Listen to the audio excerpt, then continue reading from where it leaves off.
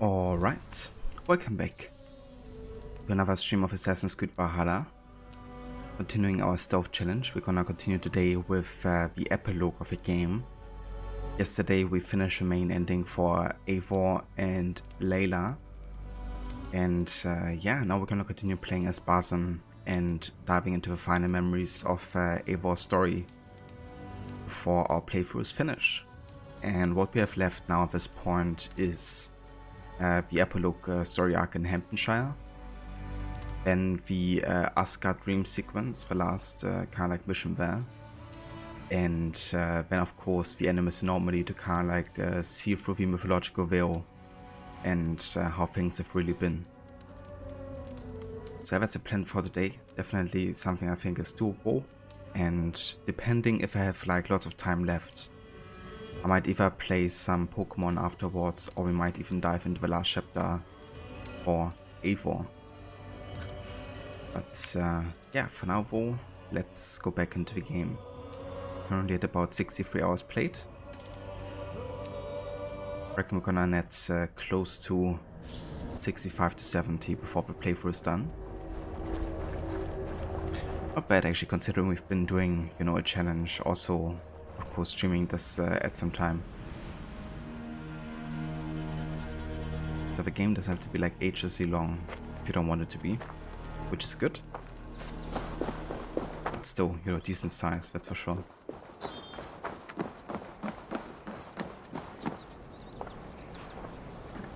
The last time we've been interacting with everything in modern day as Basim, so we can pretty much go straight back into the Animus and yeah, discover Eivor's memories.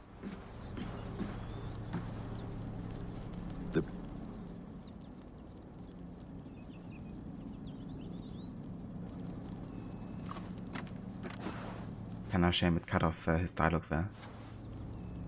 Or that he didn't do the dialogue earlier.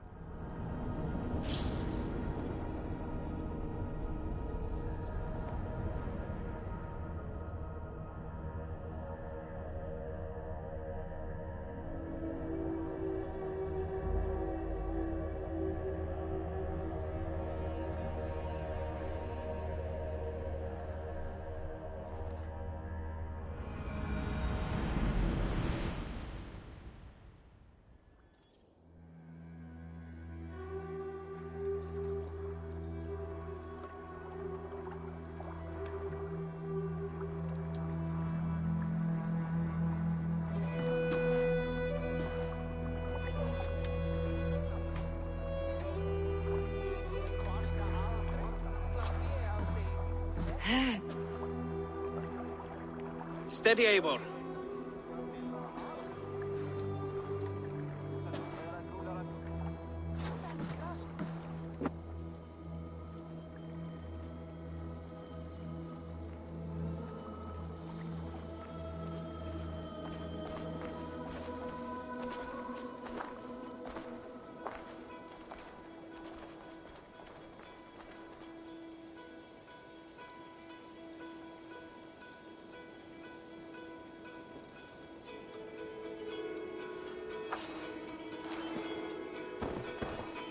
Eivor, Sigurd, Toby. welcome home.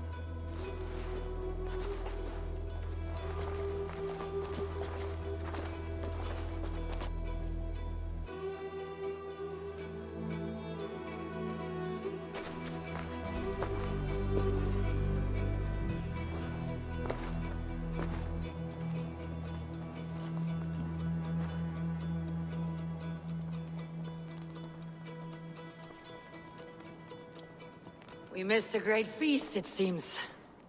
Eivor! Sit a moment and rest. Sigurd.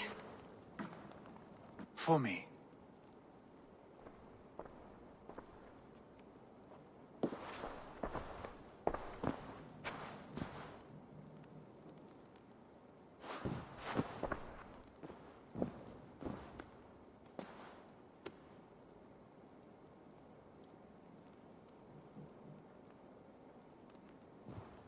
Gift of the gods, you are back. Safe and standing tall. Did you find what you were looking for? We did. We did. But it was not for us. What is this? Eivor's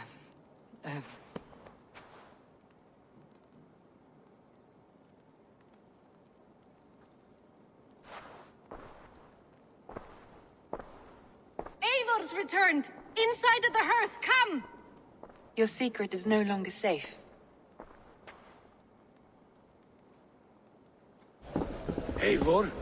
Randvi? What is this? Is everything all right? Our Jarl's Kuna has returned to lead us forward into an uncertain future. Will you speak to your people?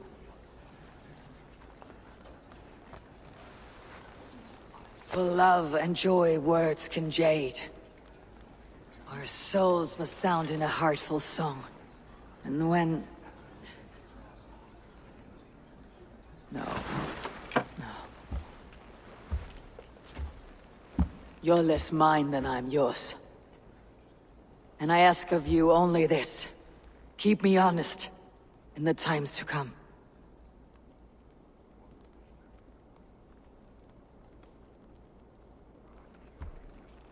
Hearken well in Hall of Kings. On ocean's steed my words gain wings. Odin's mead I forth will bring.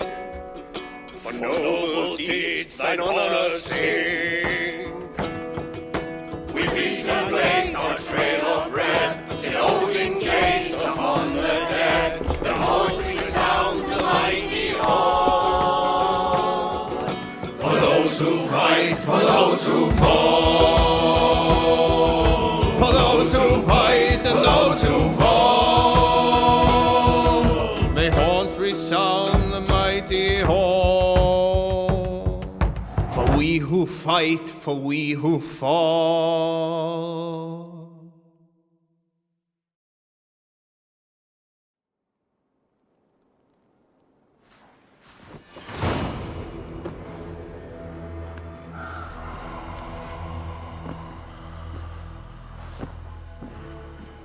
You know, what an epic, kind of like ending. Something's happening near Volcas.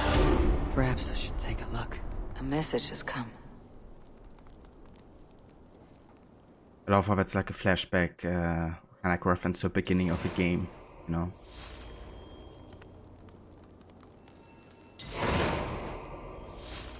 But yeah, it just a great thematic, I think, with AC games, kind of like the beginning is the end, you know, and like coming back to something that was quite important in the beginning of the game, and giving it like another sense through the journey that we've made in the game so far. Love it as a narrative, you know, kind of like tool. And the Hall of Saint is done. Hey there, Kenway, welcome in. It sure is. Which means we only got the epilogue in HAMTUNSCIRE left now, the last ASGARD dream, and the last Animus Anomaly. And then we will be done.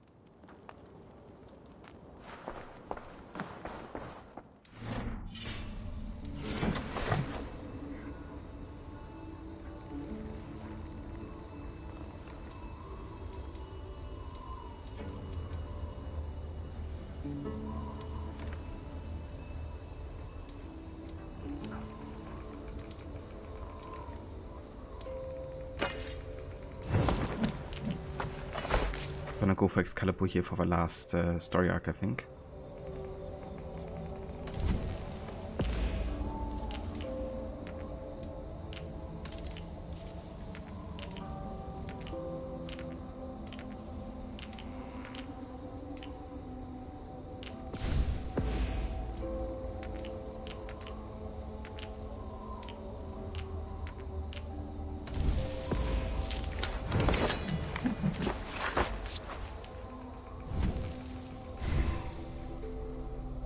Got some skill points to spend.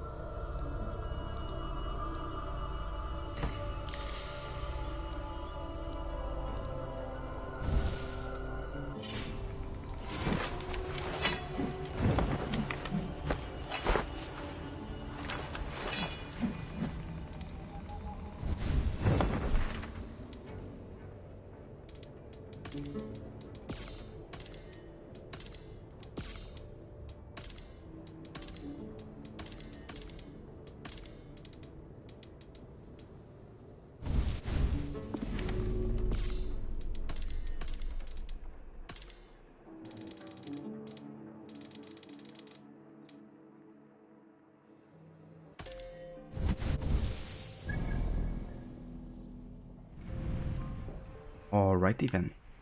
So, in that case, I guess we can talk to Randvi and talk about HAMTUNSCIRE here.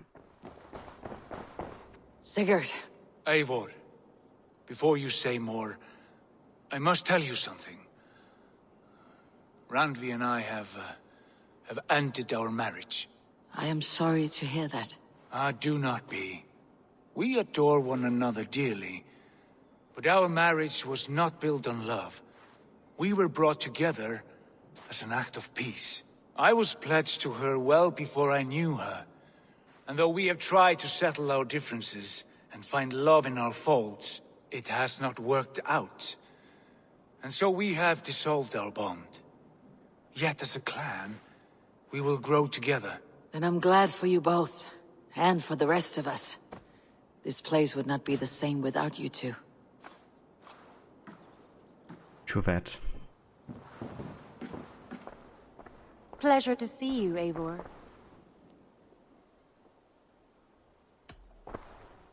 Come to me.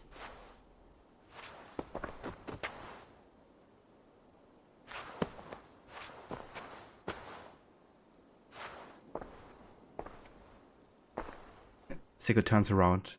Now this is awkward. I want to see the Alliance map. HAMTUNSCIRE, the last Saxon stronghold. And very heavily guarded. King Alfred is preparing for war. You will meet tremendous resistance. As will Alfred. Is Guthrum Jarl there with his army? He is.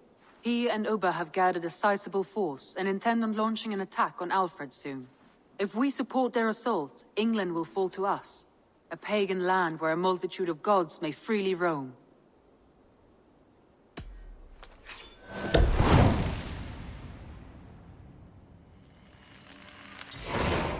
I'll go to HAMTUNSCIRE and speak with Guthrum. Send word to our allies to gather on the Thames, just outside the Shire. I will. May the gods share in this, our final victory.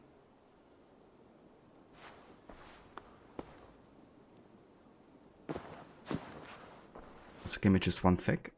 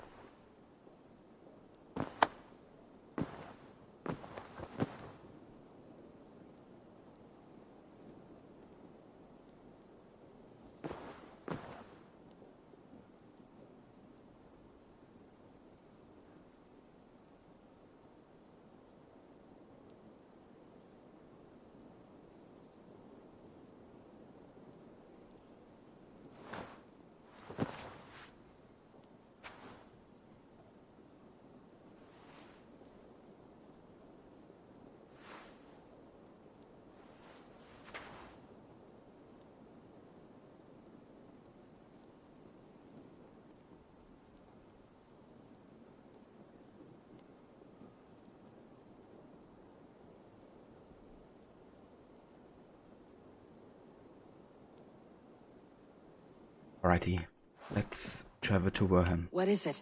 Eivor, you must not go. You must not. The signs, the portents, they shout and wail. Your leaving will be our doom. Speak clearly, Valka. What have you seen? I have thrown the bones. I have stirred the offal of beasts. And in the rising steam, I saw the end of it all. Though this battle you may win, this war you will not. Your foe will be your master. Your hope will be your grief. This is fate. Our fate. I thank you for this, Valka. But the yawns of fate are too frayed for me to follow now. I owe this fight to my friends and allies.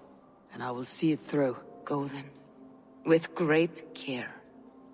But know that the home you leave will not be the home to which you return. Absolutely Kenway. It's quite interesting, you know, Eivor getting that prophecy and still going for it.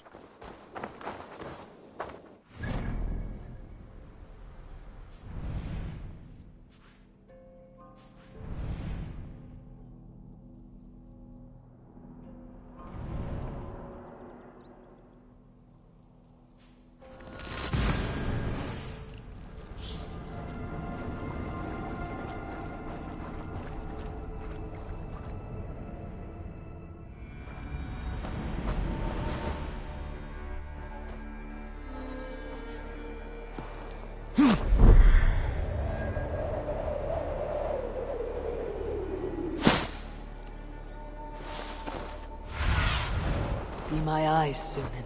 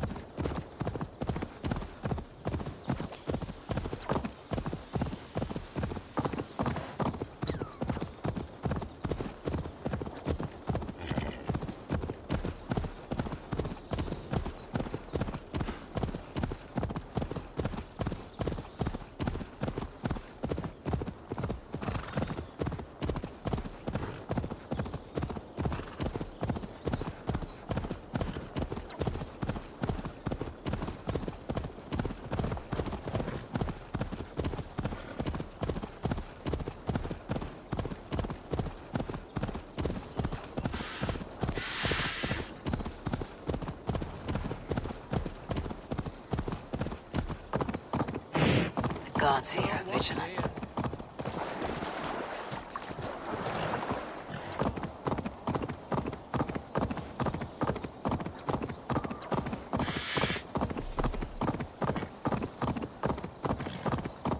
For my brother! Die! Yeah, I don't care about your brother, dude.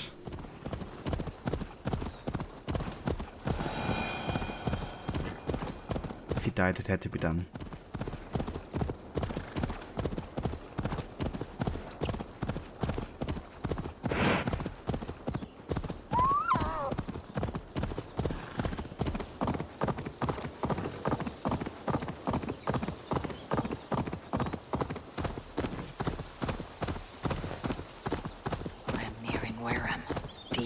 Alfred's heartland. I hope Guthrum has a sound plan. Go! Get the murdering dog!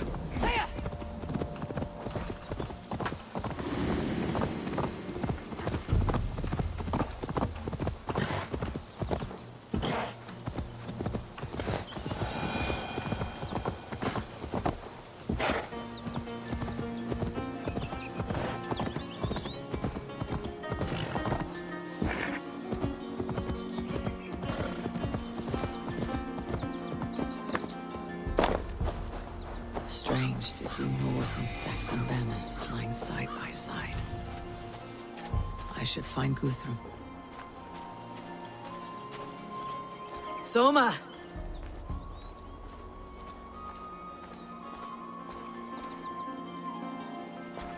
Eivor! You come at Guthrum's call. It is good to see you. And you, Soma. There is an uneasy peace here. Both armies with their hackles up. Was blood spilled? No. We took Wareham without resistance. These Saxons accompany their lord as we stand beside Guthrum. So this fort is not the sum of his ambitions. Guthrum's plan is to bring the Saxons to the table. If he can win the peace without a fight, he will do so. And how likely is that? Just now they sit on their thumbs in the church, talking in circles. Come, I will take you to him.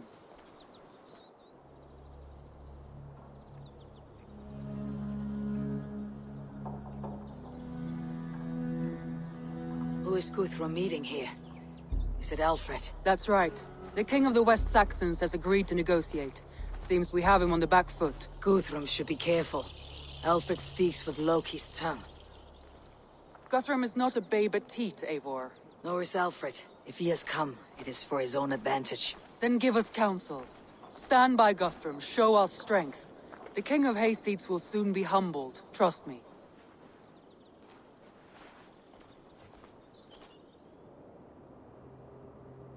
We took this town as if it were a straw hall. Do not challenge me, Elf King. Your show of swagger and strength has my attention, Guthrum. But we agreed on terms. What more do you want? The crown of Wessex. Wessex has a king, and that king has the backing of the Almighty. Yours is a fever dream, Dane.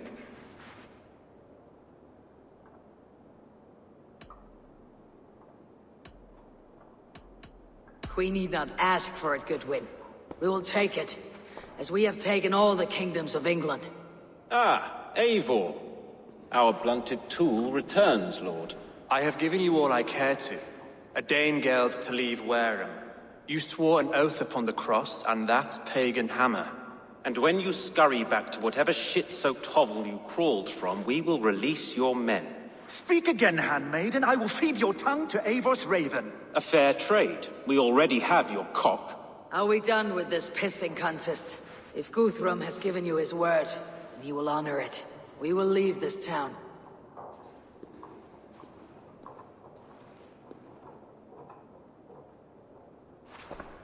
You have 1 day. Do not test the king's patience further, or our men will return to Wareham with force.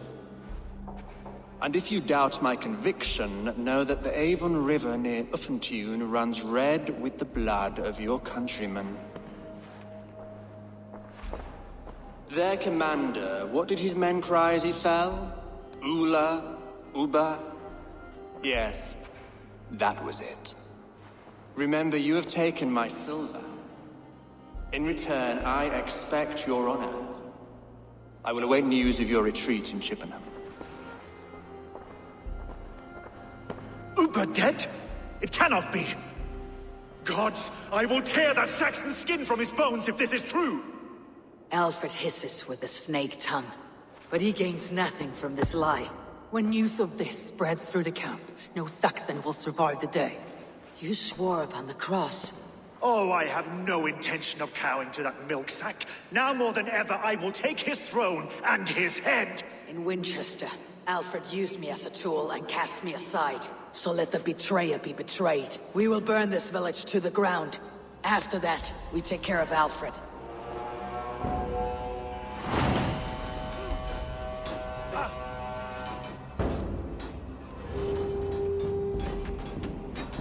Burn Wareham to the ground! Make it a Saxon fire! Payment for those warriors there!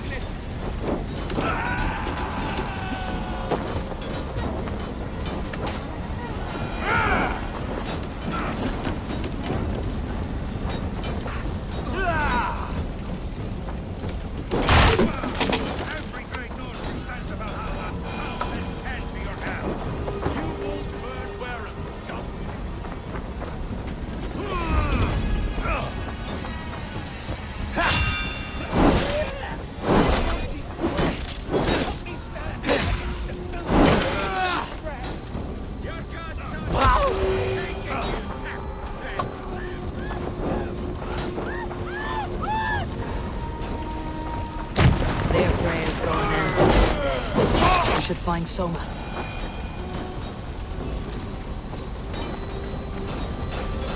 Let's grab a viewpoint first of all.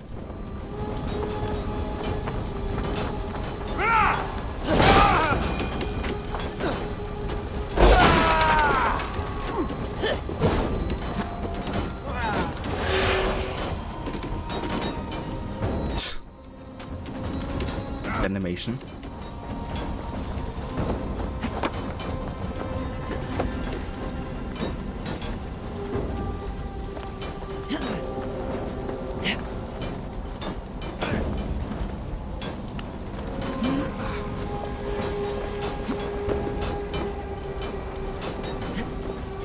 Yeah, Opa is dead. At least according to Alfred. Which means there's only really one Ragnarsson left, right? And that's Haften. And he's not in a very good state either.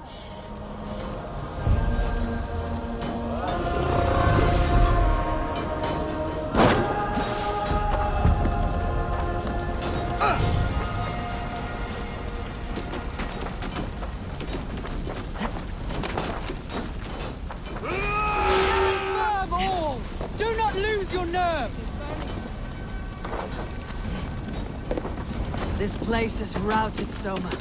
Good work. We leave now. There are forest ruins just east of here, along the road. Come on, men, move!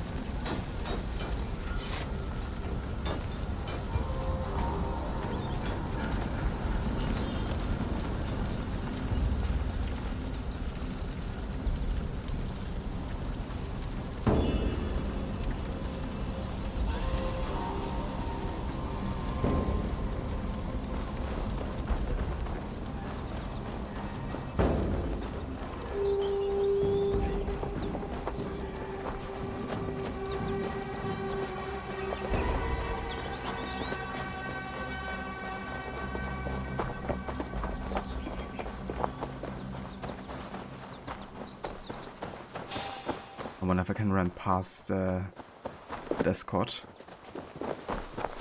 Apparently I do. No forced conflict there. The ruins are close! Keep moving!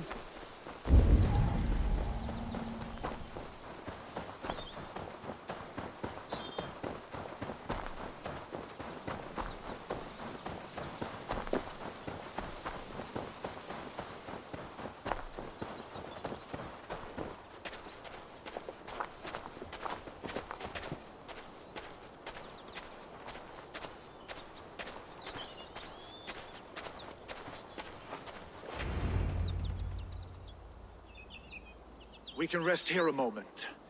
Now, tell me what you know of that breaker of rings. Weak and wretched troll. Alfred is a wily fox. He appears frail, but draws upon an inner strength. He'll not be easy to oust. Fury will fuel my army and my claim. It will not be enough. You must find a weakness. Yes, that is why I called you here. Do you balk at the opportunity to bury the Saxon king? I must first hear a plan to balk at. Alfred spoke of Chippenham, a squat hovel of sheep and peasants. So why does he go there and not to Winchester? Your scouts must know they're the best in England. A holiday feast, their Saxon Christ Mass. Alfred will warm his heels by the fire, while Ubba lies cold in an English field. I have called upon my allies to join us in this fight, but I must know where to send them. Is Chippenham our final prize? It is. But I will need my men for the coming fight as well. The hostages Alfred took. If there is a chance to save them. We will not lose more friends today. Where are they held? A place further ahead through this forest. They call it Hampton Blockade. Soma, ride north to the Thames and lead my allies south. They should be gathered by now. I will. Gather on the river passing Chippenham. The rest of you set up camp there. I called you Raven Feeder once. At Porchester, you were as hot-headed as Thor. You have become a true leader, Eivor. There's much to come, Guthrum, before we can rest with meat in our hands and songs in our ears. I will crush Alfred's skull with my bare hands if Ubba is dead. We cannot dwell on this, even if it's true. If you want the throne, only strategy will deliver it. Or bloody wrath will steal it. I will follow this Alfred, hound his heels. Revenge burns within me. A wise man once told me, we do not dash ourselves against hopeless courses. We arrive unexpected, strike swift. You turn my words against me now, Wolf-Kissed? I took them to heart in my darkest times, my friend. And Sigurd? He is back with you? My brother's story is a long one, and for another time. Ridding the land of a strong ruler will make Wessex harder to tame. You almost sound like you respect him, Eivor. I have come to understand the trials of leadership, Guthrum. It is hard not to, when you cradle something as fragile as life within your hands.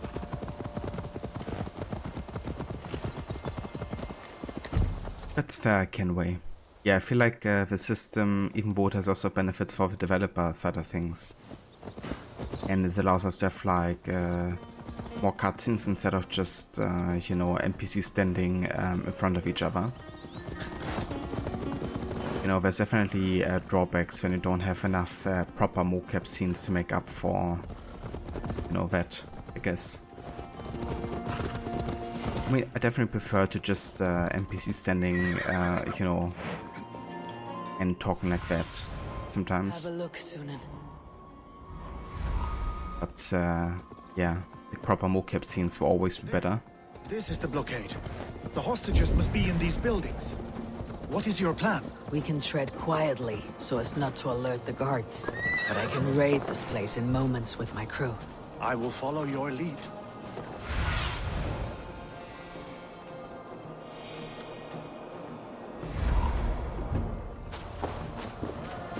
I should not be seen in this area.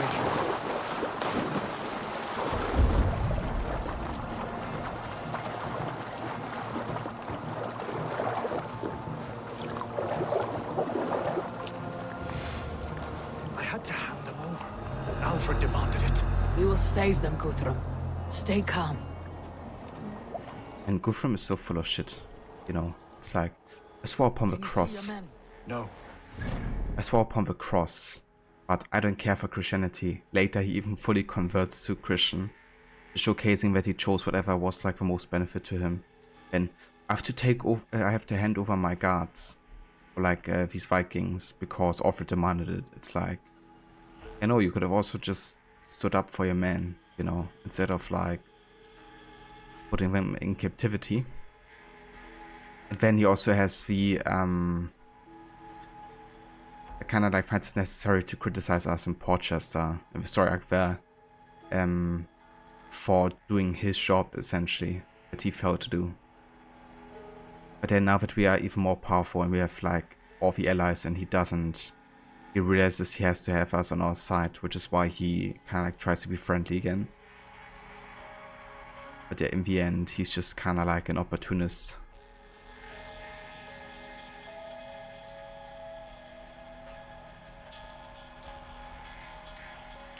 Hey there, Molle, welcome in. Good day. Exactly, Kenway, you know.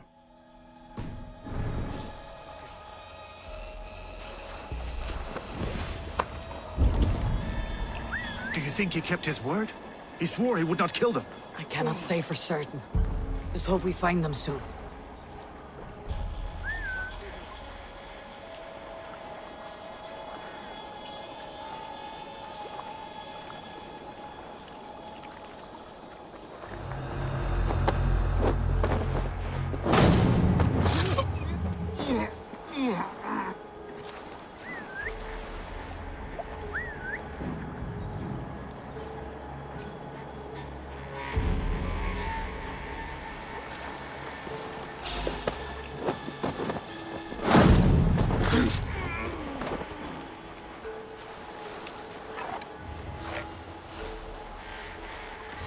Wow, great. So I can't actually one-shot these guys with headshots. These regular ones. It's annoying. We can do it with like a double and double.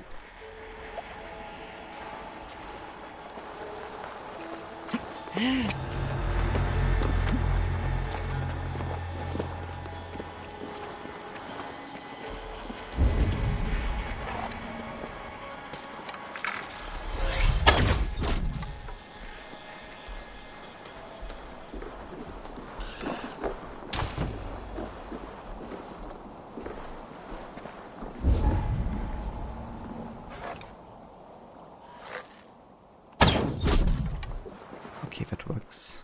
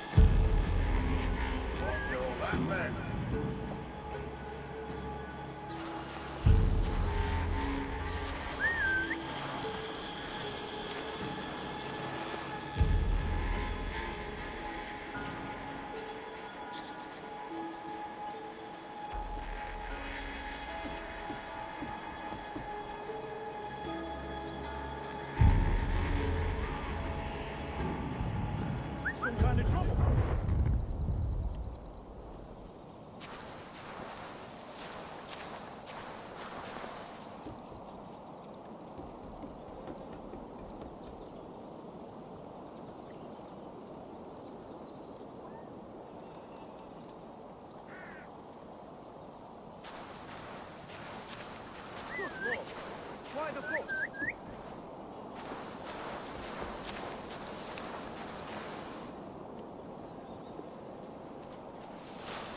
Hey, now!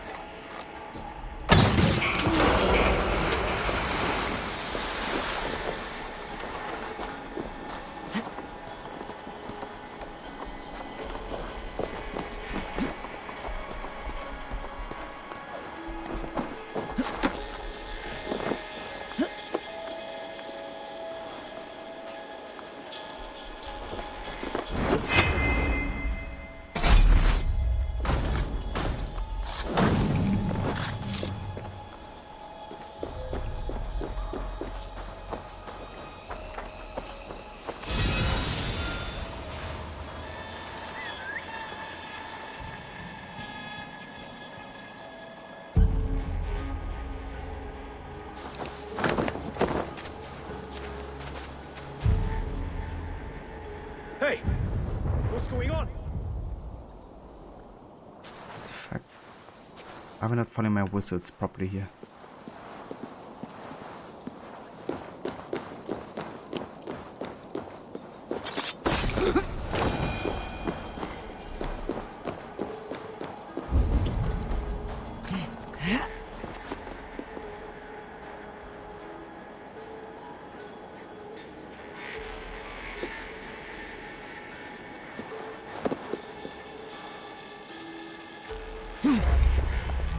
What? Yeah, that animation looked really weird.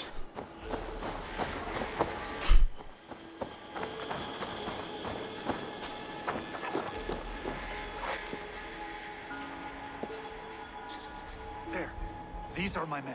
I told you Guthrum wouldn't leave us here.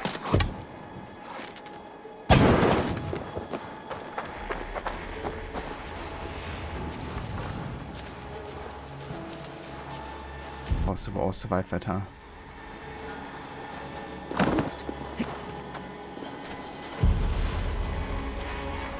That's the annoying thing about levels. They were at my level, we would all be dead pretty much. Like super healthy now. Couldn't even like one shot the one guy. That's like with a fully maxed out bow. This. Yeah, very stealthy Guthrum. Jeez. What's going on? It's like they hear whistle and they run away instead of getting over here.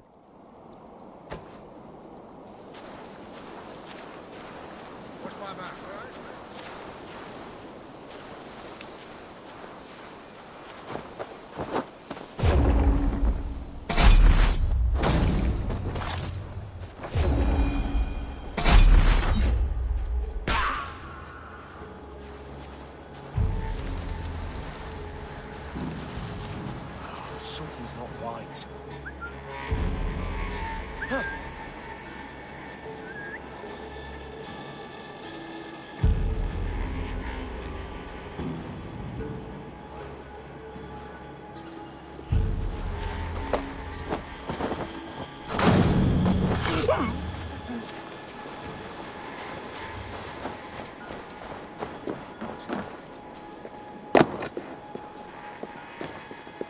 By Thor. Go to the camp near Chippenham. Find your countrymen there. Good. We'll pay back the Saxons for the insults they heaped on us. Guthrum, some of your men. We will not be feasting in Odin's hall tonight, boys. Okay, we gotta get the key here.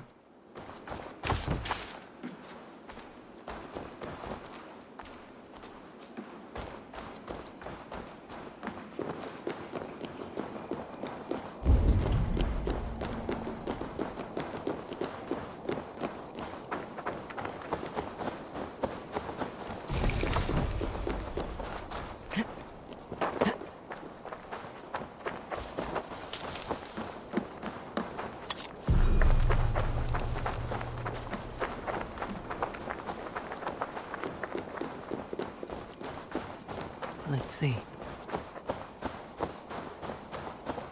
Molly wrote 2 verses about Eivor. Verse 1. In Valhalla's embrace, a saga unfolds. Eivor the Viking, brave takes untold. Raiding and battling through history they stride. In the world of assassins, honor their guide. Verse 2. Through England's landscapes, the hidden one's lore, Eivor's journey continues, legends to explore. With access and intrigue, a realm to amass. Assassin's Creed Valhalla, a Viking's boat pass. Oh yeah. Definitely got a gift for rhyming the water. I like it. There is a camp set up north by Chippenham. Go there. As long as I can cut some Saxons down, I don't care where we face them.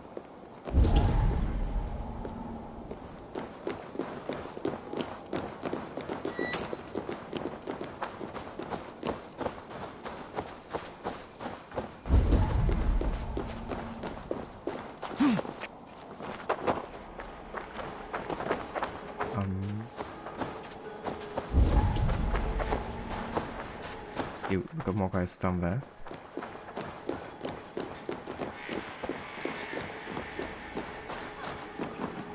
Are you Guthrum's men? Aye. Free us and we will fight by your side.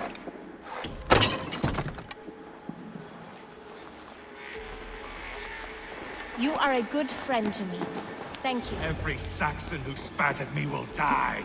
You'll have your chance, but don't be foolhardy. Let your steps take you far from here, to our camp near Chippenham. Thank you, Eivor. You did a great deed here. Their families will raise a cup to you. I need no thanks, Guthrum. Let us speak more when we are safely away.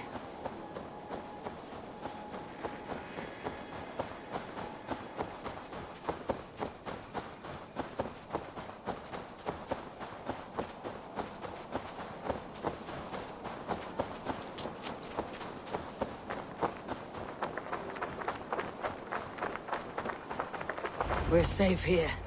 Let us speak, Guthrum.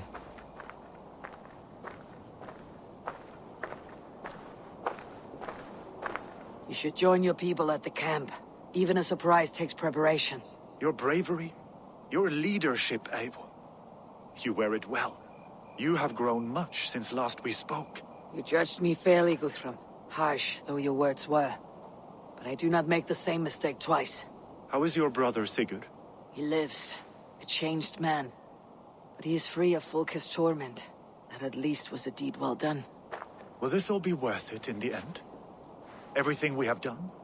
Everything we have sacrificed to win this land? Sometimes I dream of soothed black furrowed earth. And blood seeping from seedlings, poisoning our future. We must believe our way of life will survive. Our fates are woven, but our deeds forge our destiny. And so to our final battle. We will wait for you at the camp.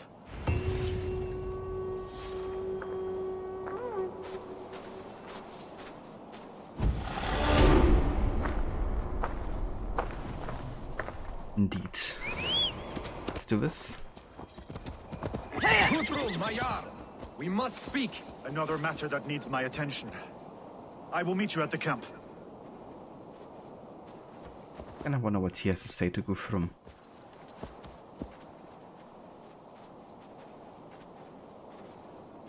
They even end up talking. Maybe there's like a secret dialogue you can spy on.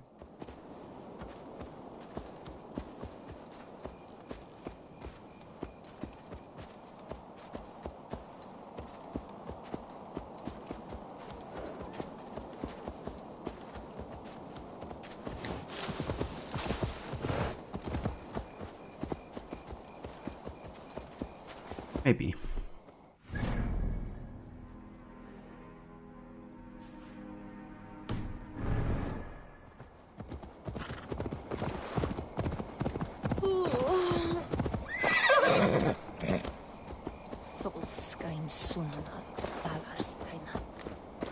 I mean, they might talk once they actually reach this point, right? Because these are also Guthrum's men. I think I'm gonna wait a minute or so for them to arrive if any dialogue gets kind of like triggered.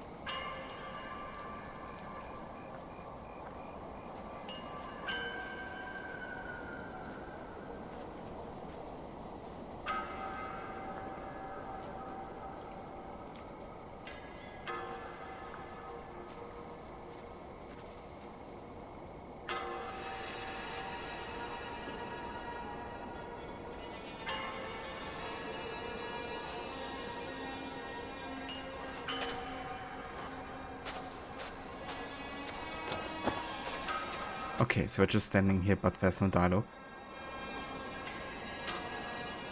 Fair enough. At least now we know.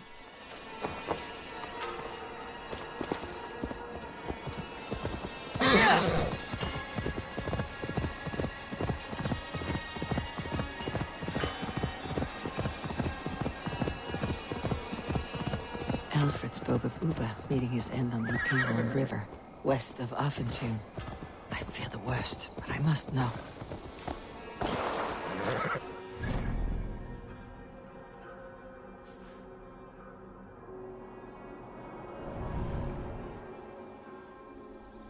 West of Affentun, so it would be up here actually. Yeah, let's check it out now actually instead of later. Let's go up there.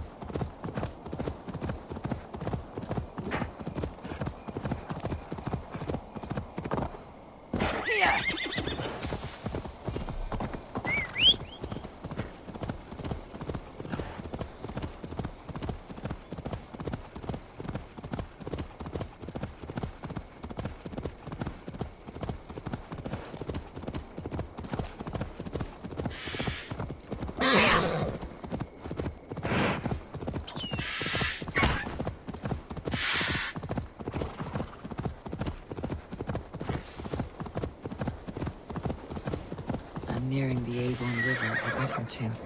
This was where Alfred said the battle with Uba took place.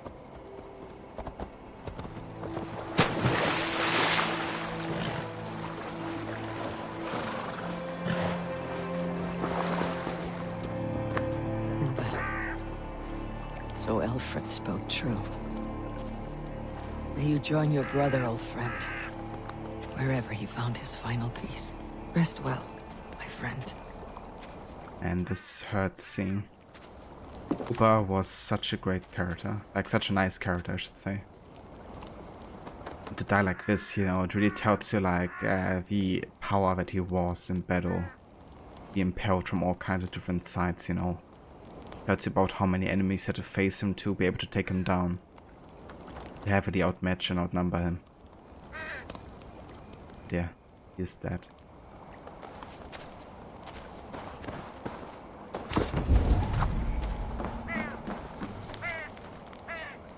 Scroll with the King's Seal.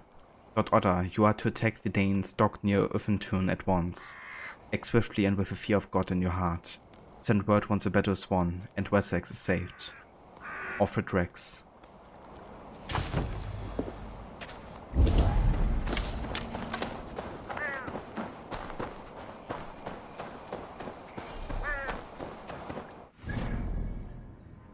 So, that's that.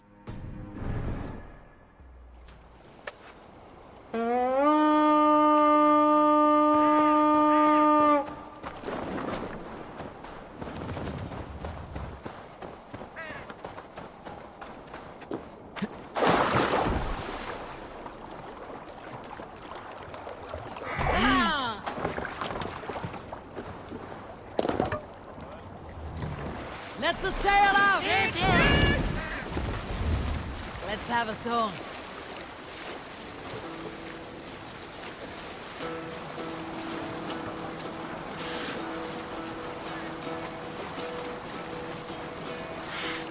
Hearken well in hall of kings. On ocean steam my words gain wings. Odin's mead I forth will bring. For noble deeds thine honor sing.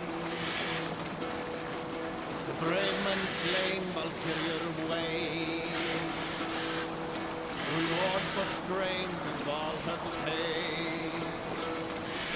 Then horns resounds the mighty call. For those who fight, for those who fall. For those who fight. Very fitting song there, with the ending we watched earlier. With everyone welcoming Sigurd and Eivor back into the Longhouse and into the Raven clan. Eivor becoming the new leader and Jarlskona.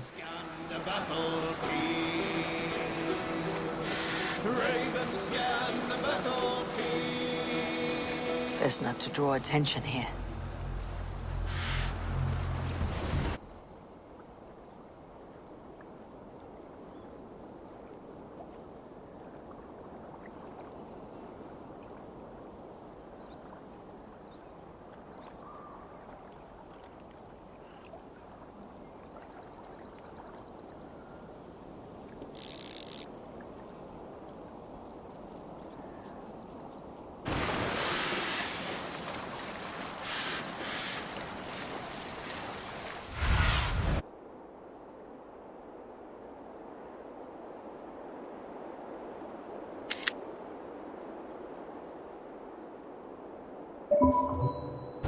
Show me what lies ahead.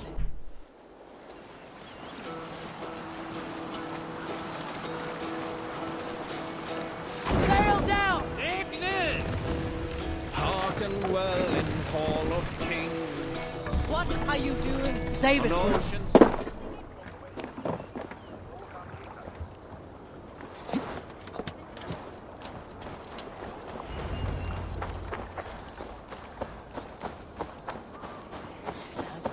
Giedrich, after Rochester. I was not sure you would come again. I've chosen my side.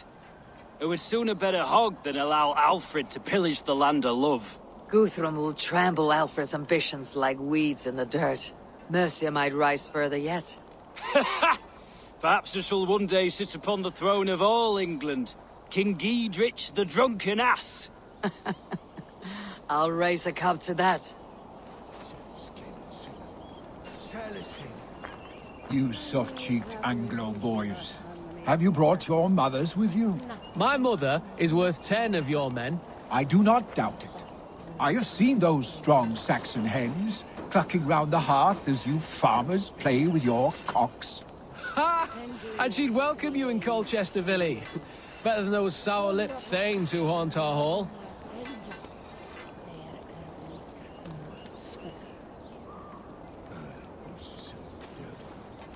I love having Willy back. all of the boys united here.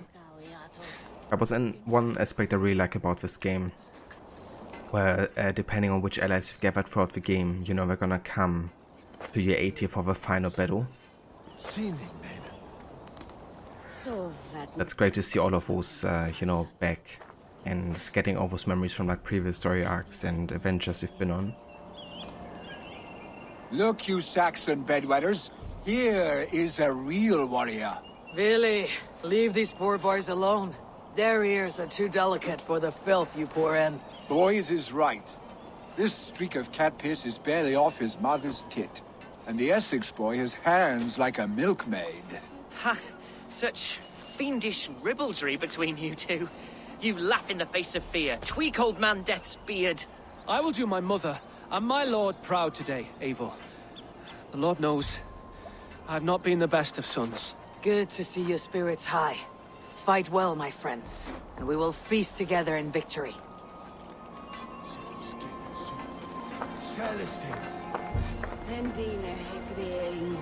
Oh, Tefta, he also came. Tefder, it is good to see you. I gave you my word. Besides, Alfred's faith is strict and he has no love for pagans. You have changed much from that god-whipped boy. That is good to see. I was always him, but my faith was like a veil. I am glad you helped me lift it. And now another education. You'll see how we Norse bands fight. I am all a-quiver with anticipation. We owe Eivor a lot, my love. I know. This last affray, I hope the debt will be cleared. I long to return home to our own warm hearth. And feels bad, knowing what happens, you know. So, there you are, Raven. Lufina, my old friend. And I see you have convinced your husband to stumble southwards. I couldn't let her carve all the glory for herself. Ljuvina was just boasting of her heroics in Sussex. She took the fort single-handed, while the rest of us sat back and sipped meat. You should have seen her. I have come to make sure my warrior wife's enthusiasm for battle does not get her slaughtered.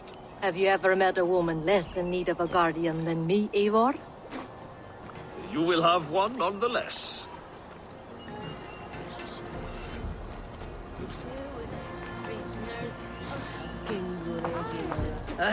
Finir. You have come far at my call, old friend. I've done all I can to help King Oswald find his feet. I leave East Anglia in good hands. You do not plan to return, then? No. When I heard of a mighty warrior in the west, who brings terror to the Saxons, I came to join you, if you'll have me. Once we have seen to Alfred, we will raise a horn. Not as allies, but as companions. If drinking and feasting be in my future, I will follow you to hell. Interesting. So he ends up still wanting to join the Raven clan.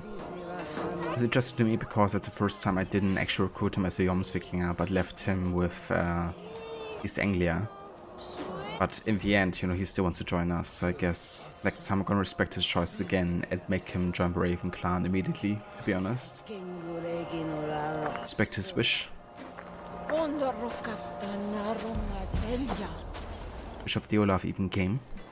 Deolaf, you have come again at my call. I have, but this does not sit well with me, Eivor. This is a Christian feast, and the people here are not soldiers. I come only for Alfred. Innocents will die for your ambitions. I am your ally now, but after this, I must turn back to Mercia. I have much to repent. So long as I do not lose your friendship, your oath will be fulfilled. Eivor! It's good to see you. Erke and Stowe, I released you from your debt, and yet you came. London is quiet enough, and Stowe here felt the sharp stab of conscience. Could not let you down, Eivor. That's not what an honorable man does. So here I am, despite my reservations. And you, brother. I did not think you would be here either. I have seen to my brother, sent him to Valhalla with grave goods. I am done with sorrow, Eivor. Now I am bloody angry.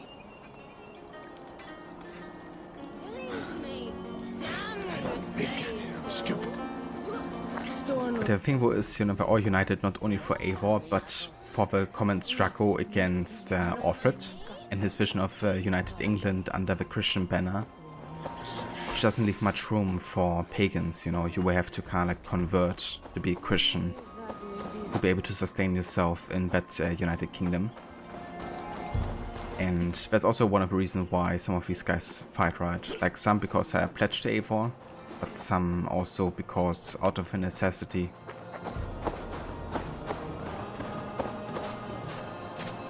Do you believe the Saxon lord?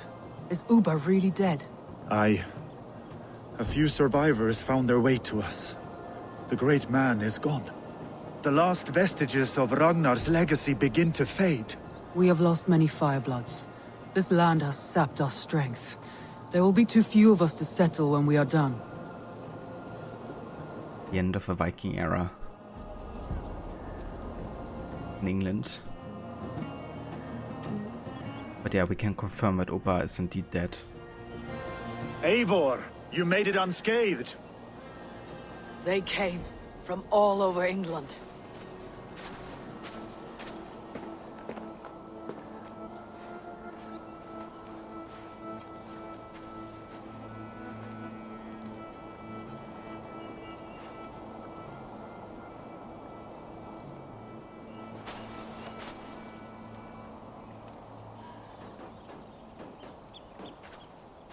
I never thought it possible, Eivor, that you would rally Saxons and Norse under your black-feathered banner.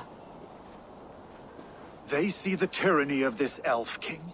He would crush them all under heel and plug their hearts with his god. So what is the plan, Eivor? When is their feast day? A few nights from now, but their revelry has already begun. We should attack now. That is unwise. Soldiers pace the paths of the village. Then the night of the feast, under cover of darkness. That is when we will strike. Uba will not have died in vain. We await your instructions, Eivor.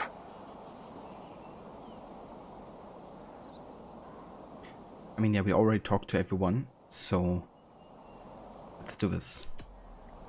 Let us plan our approach. But whatever happens, Alfred is mine. They are not expecting us. We should not meet much resistance on the way. Then quietly through the fields. It will already be too late once they see us. Your young Saxons can be our eyes to the west. Better to keep their soft hands away from the conflict. My scouts reported that a few nobles have arrived for the festivities already. Good. If we capture the Thanes, there will be no danger when I confront Alfred. And we could persuade them to support a new king of Wessex. I will subdue the lords. Take Deolaf and Tifta with you. They could prove useful in convincing the Thanes. Roder, take Erke and Stowe and capture the garrison. Make quick work of any Saxons that dare cross into the village. Gladly, Eivor. We each know our parts. May they blunt their swords against our might.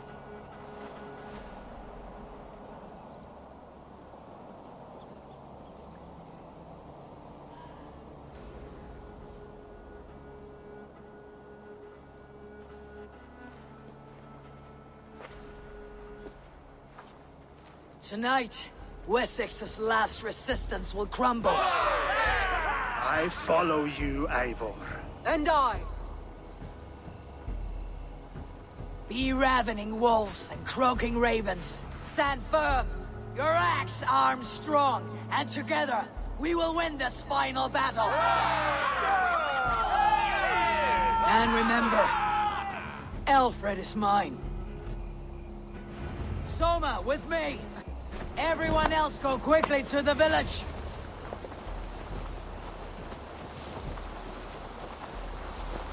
This can be a bit tricky for stealth because you have these kind of like blank spots in the grass and you gotta avoid those, otherwise you will lose the stealth for a second, and that might make enemies Be on the lookout for any stray more guns. likely to detect you. Lufina, Hjord, keep a strong flank.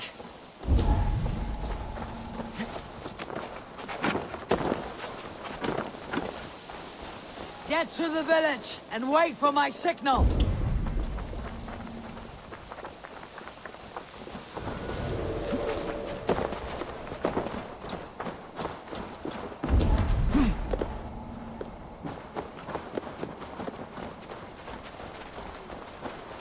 Let's smoke the rat out of this god's house.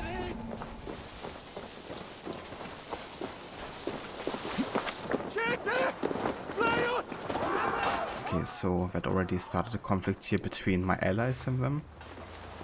Which means I might be drawn into conflict just by being here.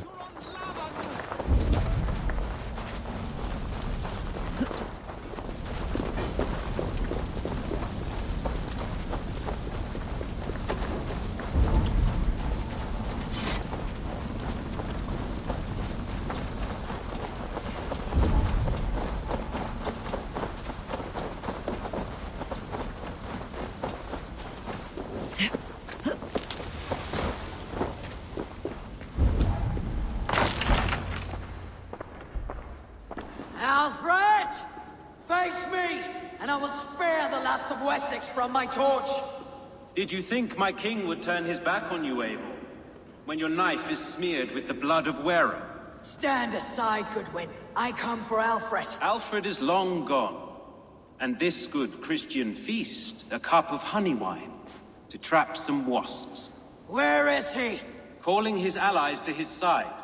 All those who wish to see Wessex under one god. You cannot win England with your sorry crew of deluded farmers and godless fools. At least I would not leave them to die as I scurried through the corn husks like a rat. You have no understanding of duty, the loyalty I freely give. His plan for England, for the world, is worth the cost of my life. Then sing your tuneless hymns. Come, Raven Feeder. Do your worst. Oh, I will.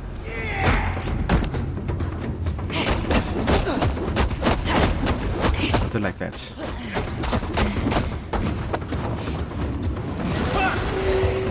Such empty fury. It does not matter if I die, as long as Alfred is safe. Your life is so little.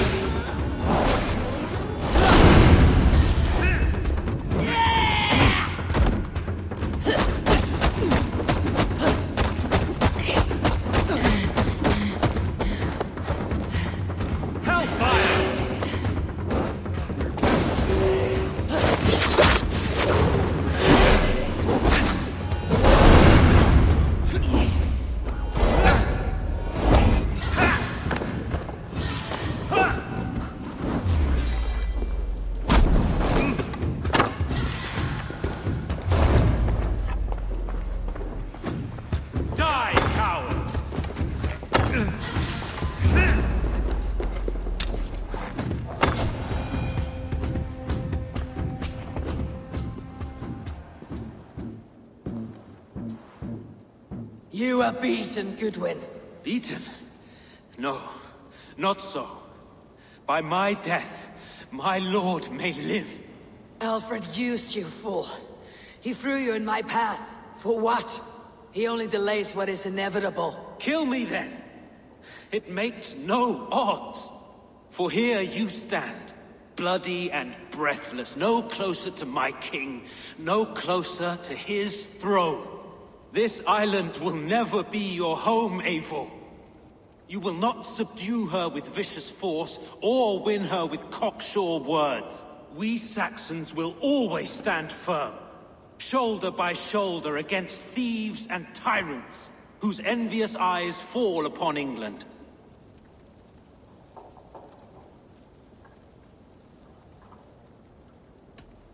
No. I will use you as you used me. A few hours in the company of my men, and you will lead us to your Sparrow King. That I cannot allow.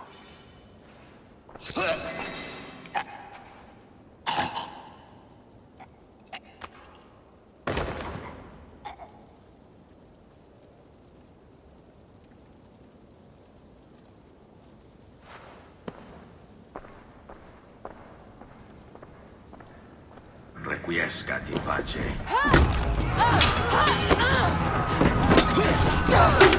Soldier! The men of Wessex! They came from every house and hovel!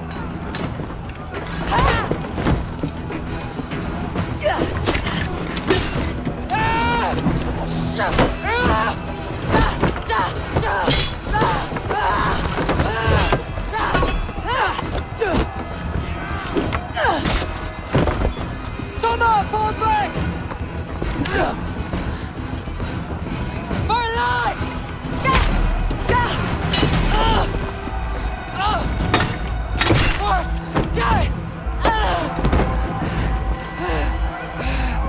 For glory! Summer! For Valhalla!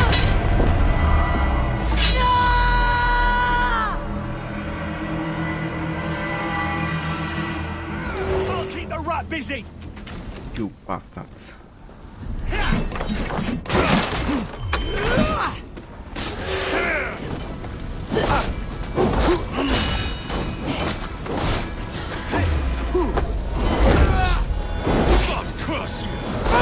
We have this with me.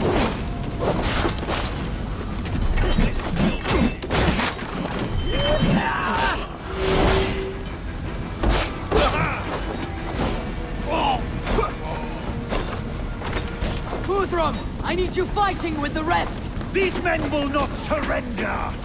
And one little cockflogger barricaded himself behind that door there. I will find a way in. Jammed. Need to get on the other side.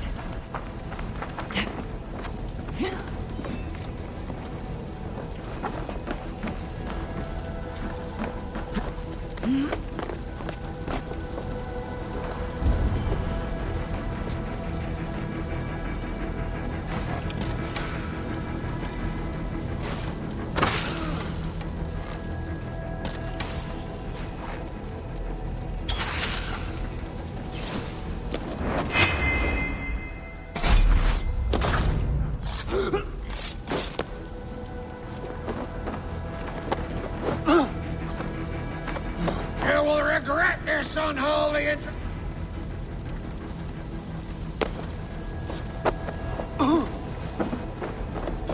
I need to see if Broder has taken the garrison.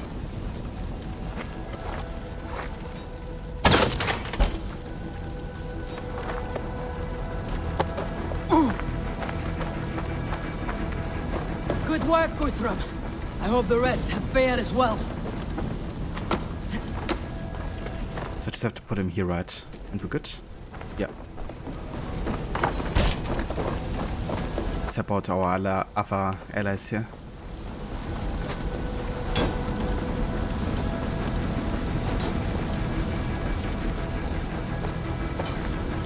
This is an open conflict situation here, right? So I'm gonna treat it as such.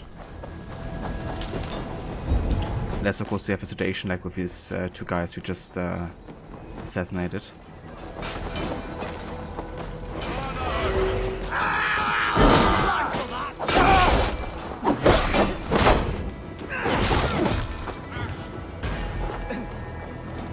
Broder, what can I do? Eivor!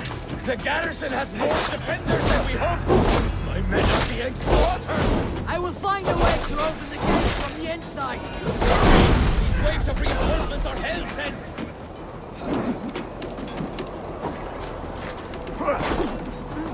Breed you! Break you!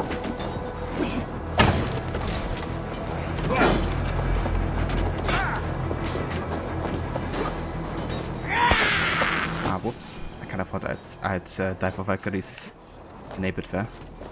It didn't. God is with you. Why? This day.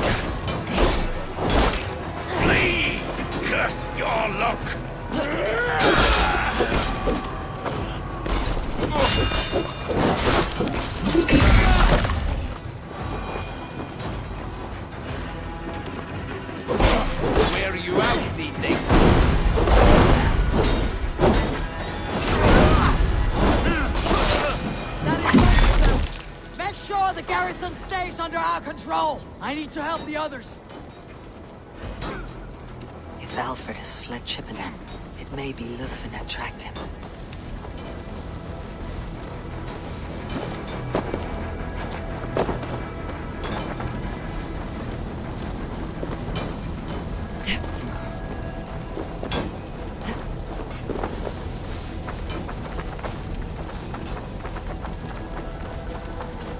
Jesus got my blows! Watch my lead! Now, take you! Did you see Alfred? No.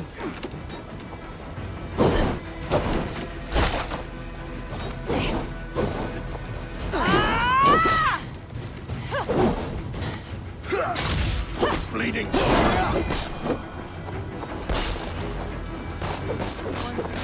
Hlutrholt, come, get up. This is no time for weep wailing. I cannot. And there is a blackness closing in around my eyes. It frightens me. Forgive me, Hlutrholt. I should have been quicker. No. No. You were my staunch protector, Ellerich. Eivor, have you seen graver wounds? I will carry him from the fray. To that farmhouse there. I will get you to safety, Hlutrholt. Stay calm. I may be all right. There is so little pain just now.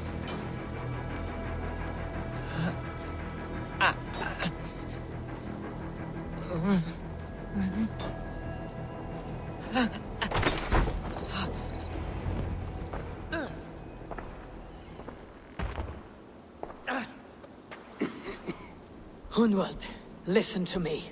You survived the Battle of Botolfstan. Do not let this scratch best you now. I'm so cold. Has winter come so soon?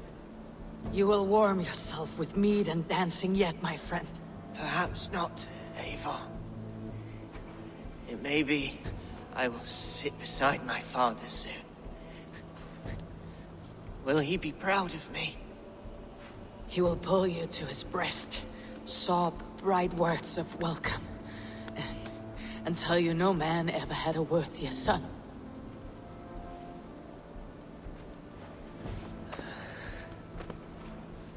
I am glad to have known you, Eivor. My truest.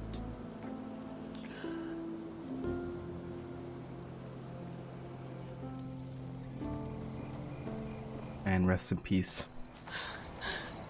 Soma, Hlutrholt. Who's next?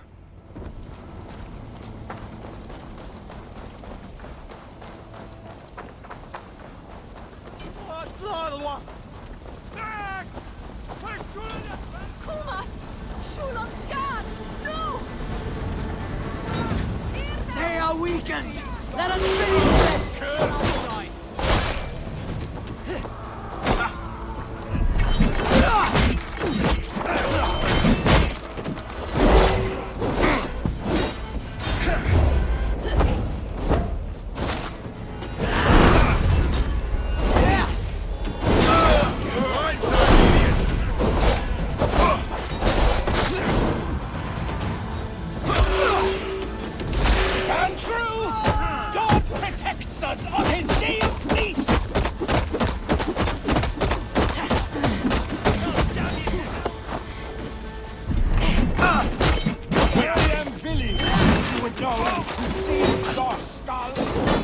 These Danes defy our lord and king!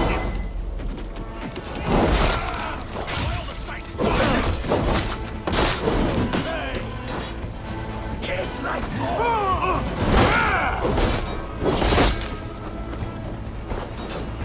you will not rout us into numbers! Not on this Christ Mass!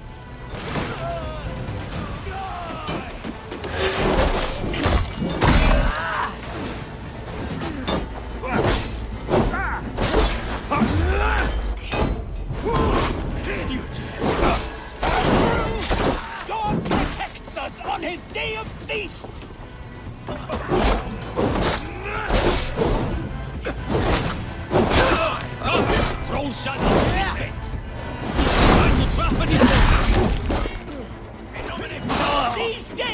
by our Lord and King!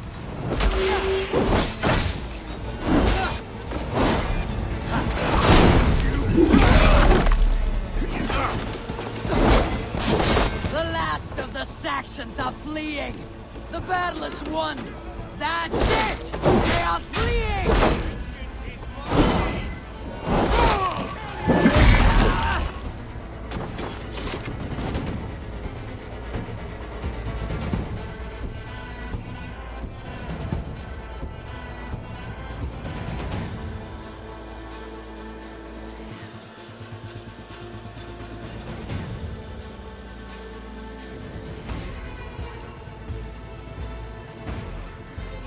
They are routed! The city is ours! Wessex will follow! Guthrum Jarl, we're not without losses. Some of them grave. Their king is fled! His patsy struck down! Defeat rings loud in their ears, and I will be their lord before the spring is here! Guthrum, hear me. Soma is... she's gone. Soma? Dead? She has gone to the endless feast, and is the better for it. It's freaking loony. Yeah, and there is Guthrum again, revealing his true intentions, his true face, right? Just being an opportunist through and through. Doesn't even care if, like, his closest ally, you know, Soma is dead. It's like, yeah, sure, she went to Valhalla, so it's all fine. Like, no dude, this death was unnecessary. We went into a trap. That's why so many people have died.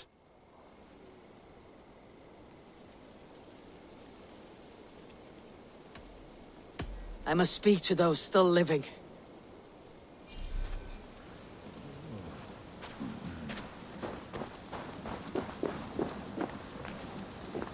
Lufina.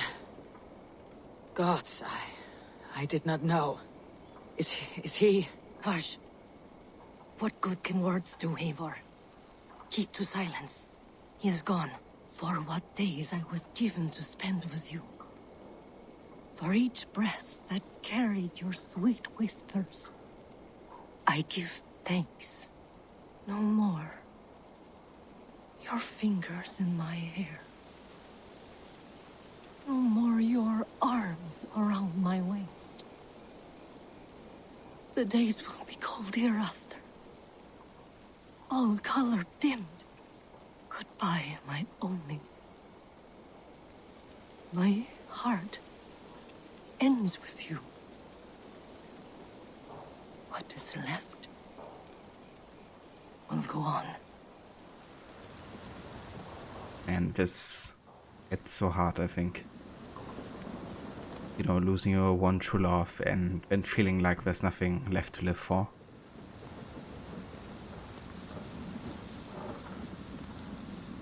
And yeah, it's questionable, you know, if she's gonna recover from this or not. Oh, sorry, Harbinger. Welcome in, dude. Let me fix that real quick for the streamer bot there. Almost missed the ending, was going to spend more time outdoors. I gotcha. I hope you enjoy the time outside. And yeah, no worries, we still got a bit of a way to go.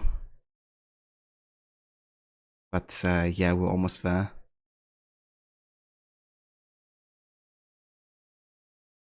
Let them not remain motionless, let them not corrupt. There are no worms with you, you are not repugnant. Hail to you, Osiris, your limbs are lasting, you do not know corruption. Hail to you, Osiris, your limbs are lasting, you do not know corruption. They move not, they stir not, be it done for them as for Osiris. I am Osiris. There you go. A small Osiris song for you there.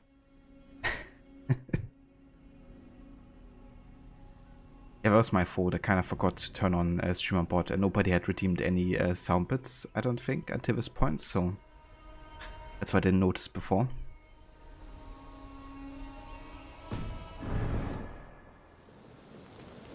A good thing I have infinite amount of channel points. Here is the appointed one, the savior of the streets. All who dare to cross his path, he whips into retreat. Beautiful. Always sweeping into retreat. You know it? Erke, you wear a furrowed brow. Stowe is taking matters hard. You know how sensitive he is. A man of faith and stout morals. Small wonder he's tormented. His support for you has taxed him hard. I will take him back to London. Maybe he will find some comfort there. You are his comfort, Erke. Not the city you watch. He is in good hands.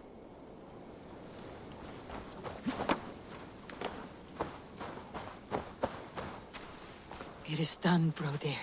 You fought well. I saw him, Eivor.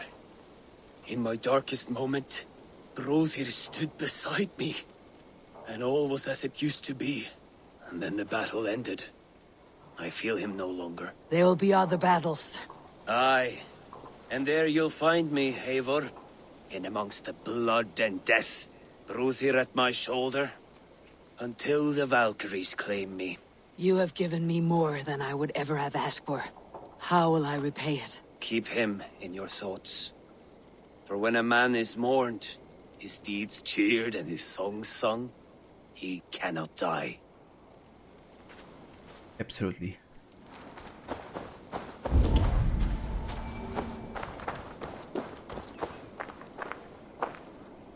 And if I could sit next to him and then talk What to a him. coincidence. Guess not. You're not injured, Tefter. Bruises, that is all. I've taken the Lord into my heart, and he watched over my sorry bones. Those who fell sit beside him now. And what of my heathen friends? I used to believe in damnation for all who turned from his light. But there is a wondrous communion in friendship honored. Even though your godson preaches peace. And we shall do that, Christians and pagans, side by side. Never persecuted. Your Christ would smile at that, I think. Your Freya would too.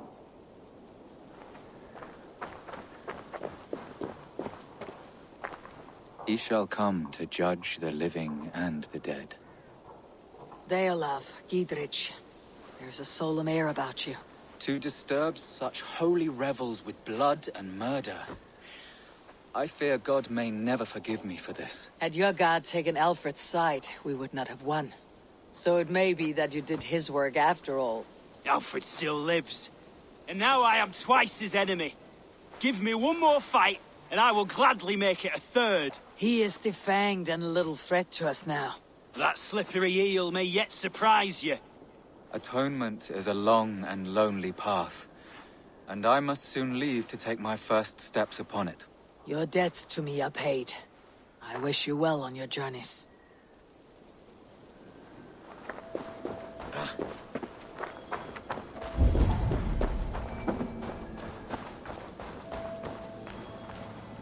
Do you think there will come a day when winning will not be enough? Well, you can always fight with me if you want to taste crushing and loin-soiling defeat. My very presence would make that impossible. Enjoy this victory, Eivor, wherever it brings you. Only a coward thinks he'll live forever.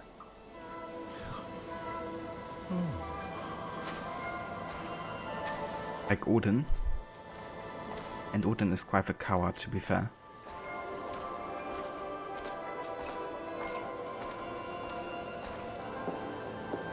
My thanks, Stowe.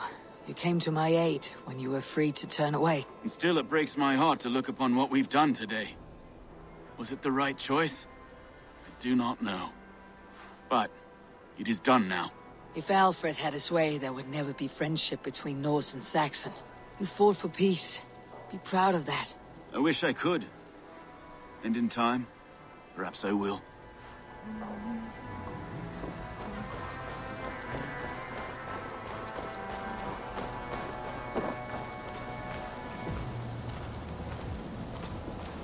Your first battle, Elorich. You fought well, and with honor. Is this the glory you deign seek? You can keep it. I saw Hlutrholt die. The light dim in his eyes. That could have been me. You will never be the same, but you'll be stronger for it. I have wasted so much time in pouting like a child. No more, Eivor. No more. Crazy how fast people can change, right? If they experience something traumatic as this. In Edward's case, it made him appreciate his life more, I guess, you know. But also that he wants to keep it safe. He doesn't want to be in further battles.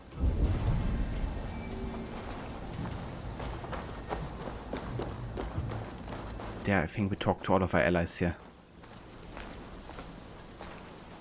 It's time to send them goodbye, the ones who passed.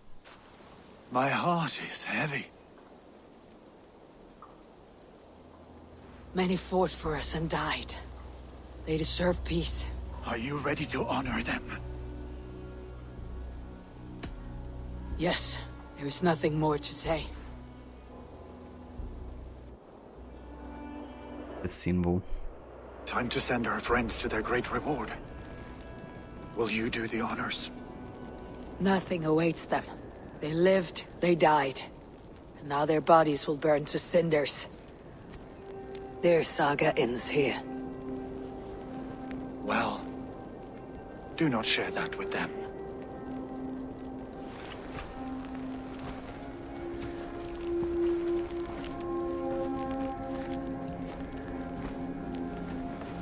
Victory is ours. But it came at a great cost. Soma Jarlskona, who stood at Guthrum's right hand. She will live on in our memories, from now till the end of days. And to your warrior, husband, and friend, he made the ultimate sacrifice. I here repay it. And to Hlutrholt, whose kind heart has now led him to his father's side. May his God welcome him with open arms. Let us send them on their way. All our beloved dead. Our fallen warriors. And speed them to their end.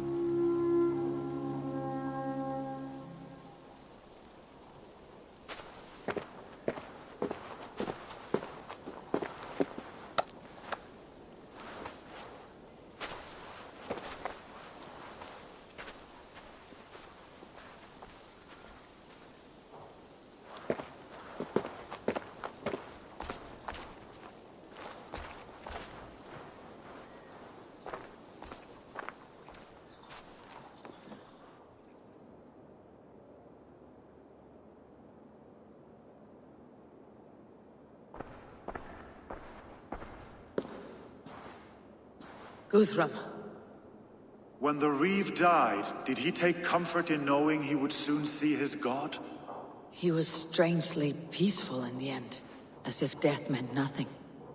We stumble through our years, ravenous, grasping, spilling blood, stealing gold, and it is never enough. This life is never enough. Would it not suit you to know there is something beyond all this? Not war and valor, but quiet and peace? I think the afterlife men hope for is only a reflection of their regret in this life. All I wish for now is to live among the friends I have made. That is what counts. Alfred made me swear fealty upon the cross of their god's son. He held such faith in it, a plain, unadorned thing. It burned between my fingers, as if I had pulled it from the fire. A feeling strange and powerful, but gone in an instant. I have not felt its like before. What will you do now? Whatever I must do. England is my final home, Eivor. And I will do what it takes to remain. I should return to Swanborough and tell her of Hunwald's fate. Better the news comes from me than a stranger. And there we go. That finishes the epilogue. At least the story arc in connection to the epilogue of Hamptonshire. There's still more to this.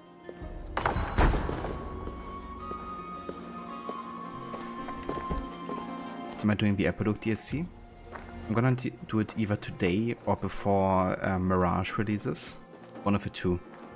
Depends how much time the rest of the stuff that I still have to do here takes, because I gotta do the rest of the epilogue, the last ASGARD dream, and the last Animus Anomaly still. So depending how much time I've left, I will either play the last chapter Pokemon or end the stream, I guess. The last chapter wasn't intentionally initially part of a playthrough, but I think it might still fit today. And of course, being like focused also on Basim in a way, I do want to highlight that in preparation for Mirage. So if I'm not getting to it today, then I will certainly play it again before Mirage releases.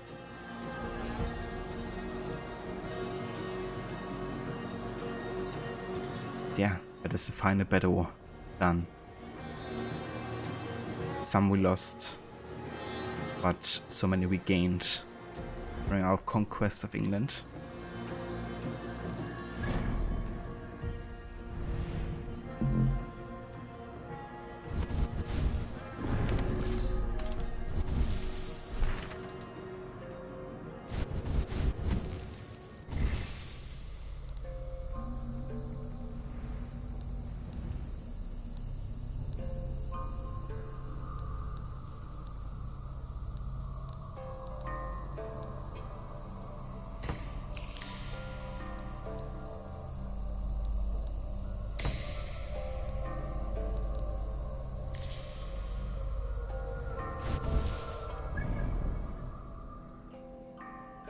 Okay, time to head back to Ravensthorpe.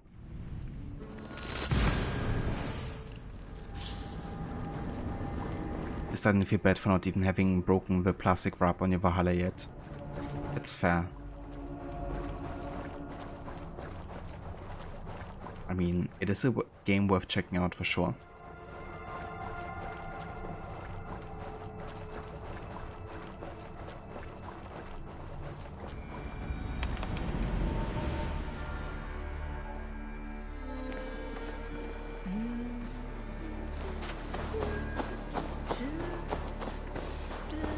Time to bring Swanborough the news of Hunwald's death.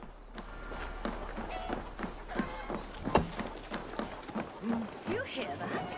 Thor's testicles! What is happening over there?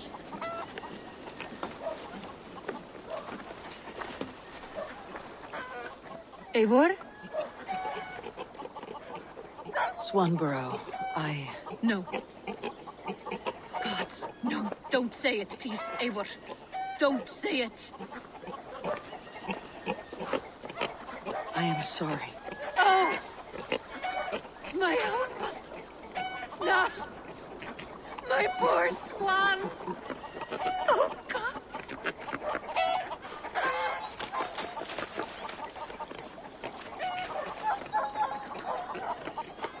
You fought bravely and turned the tide to secure a victory.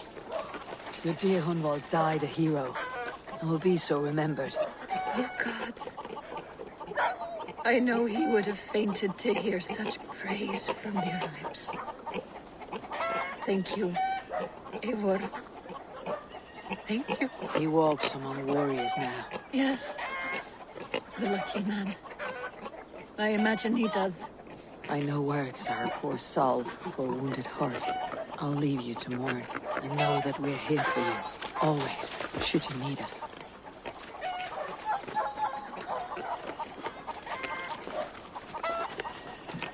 No good can come of this.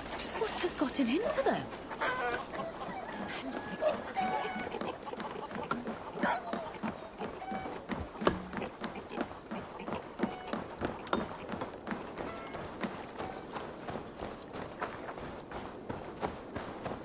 You just feel like a bow would decrease in value if you do that. Probably would, yeah. I mean, I guess what you could do is get the digital version of Valhalla on sale, because it goes on sale for quite a bit actually nowadays. And just keep the you know, Valhalla version unopened. I have something for you. A message. Quite strange. I'm gonna talk to Hytham here in a few.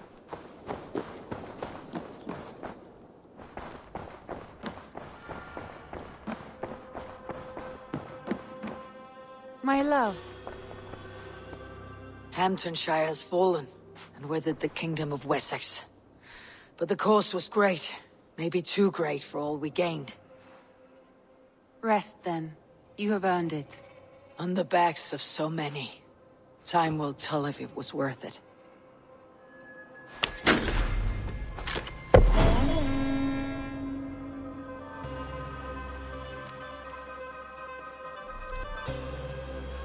You have pacified all of England, but you have not yet seen all the wonders of this world. Explore further to keep your saga going. So this is kinda like, okay, now the game is done, but obviously there's still more that I'm doing here. We're not yet finished.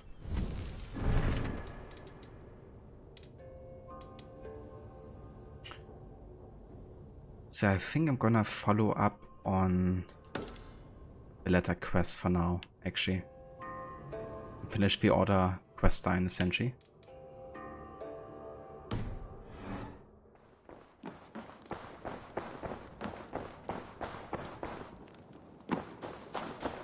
Something for me. What is it? A letter requesting your presence in the southwest, a village called Athelney. Nothing strange about a summons for me, is there? It is not the recipient I find strange. It is the sender. The letter is signed a poor fellow soldier of Christ. Ah, a mysterious partner. For a short time, I hoped it might be Basim feeding us the names of these targets. He seemed the most likely man, for a time. Only one way to discover the truth. Thank you, Hytham. I'll take care of this. Letter from a poor fellow soldier of Christ. Eivor of a Raven clan of Mercia. The Order of Ancients is all but destroyed, and your good works in England are all but complete. One heathen yet remains, the Grand Magister of his contemptible order. Should you wish to finish your work, come to Athelney, the northwest of HAMTUNSCIRE, and we will discuss the means by which you may find this last, elusive target. Blessings upon you, a poor fellow soldier of Christ.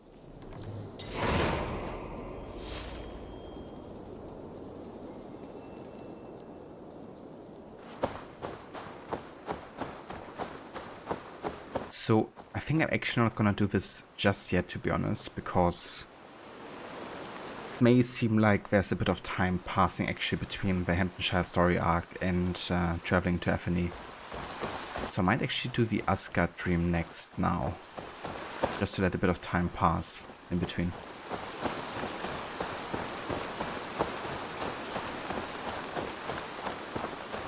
Because Eivor's not gonna be super strict regarding the person we're gonna meet, which doesn't really fit too well with Eivor's feelings during the story arc in HAMTUNSCIRE, so I feel like having a bit of a break is actually good in between.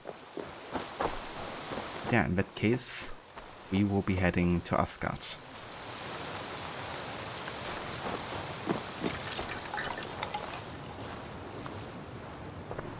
One last time.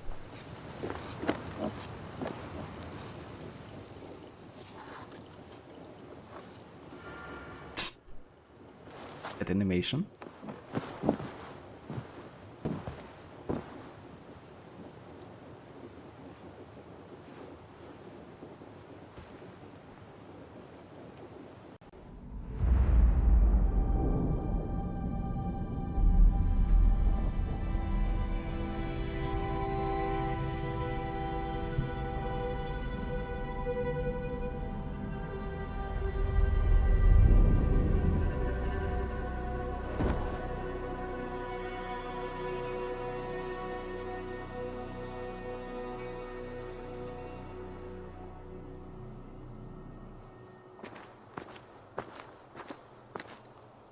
The Nornir told me you'd be here. The cord is forged. Gleipnir, I call it. I'll wager there's a good story behind that wound. A tale for another time. Thank you for this. When you bind the beast, spare no loose ends. The cord will stretch or shrink to fit your needs. How tightly will it hold? The beast may resist. The more you tighten the cord, the stronger it will hold and the greater it will hurt, till the beast is rooted to the ground. Thank you, Ivaldi. You may go. You mean from Asgard, do you not? My debt to you is paid in full? Yes, as promised. Thank you, Harvey. I did not expect you to remember. Where will you go next? Under the mountains of Svartalfheim. Our mountains. To free the Earth's riches. For this is what I know best.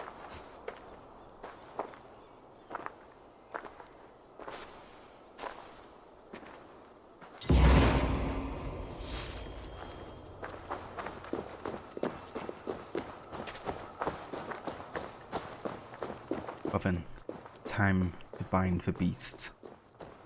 Bind Fenrir, a wolf that is destined to kill Odin.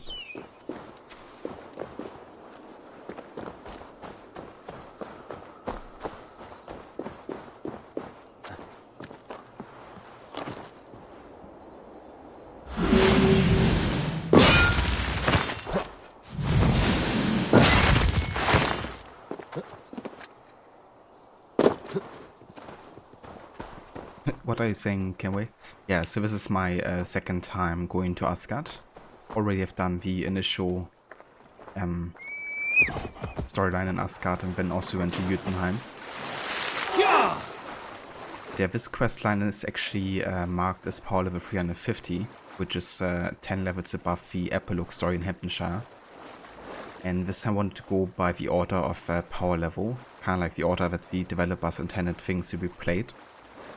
So yeah, that's why I'm actually going there to finish it off post main game, pretty much. Also makes it easier level wise because we can ensure we actually have the highest potential power level here before we do a Fenrir fight, considering he's quite high level. But yeah, we're still vastly out leveled, I think by pretty much 100 levels or so. But should be fine. It'll still be a long fight though, because Fenrir is tanky as heck, even if you're on the same level.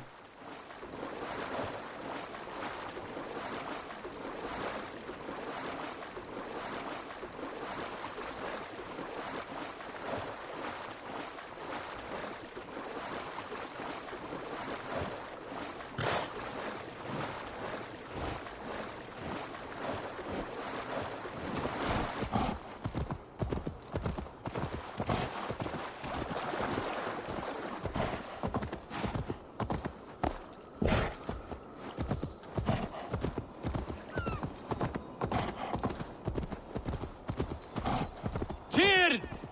Are you near?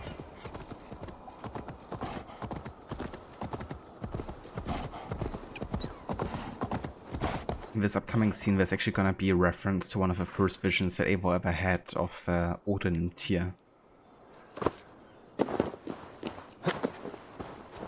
When we're still in Norway and we have a dream sequence at Valkas. Kind of like following Odin, and then we see the great wolf appear all of a sudden. And Tyr's arm being, you know, bitten off. And we're gonna see the full, proper vision.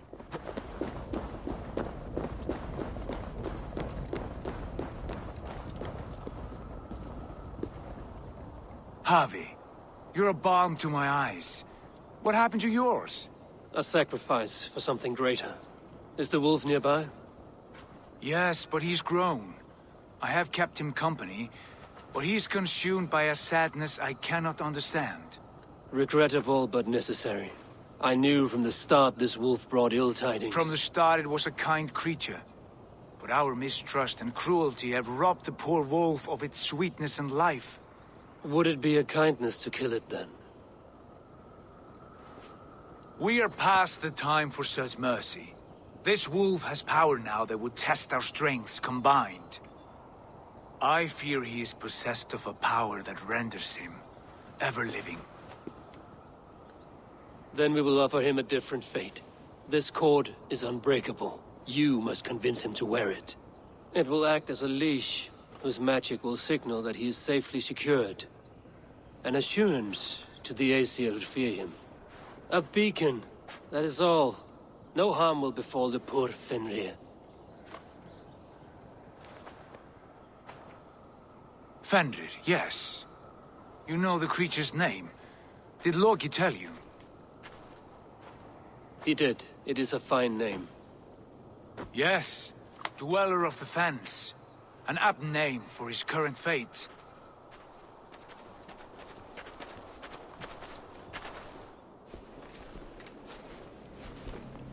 Fenrir! A good word has come!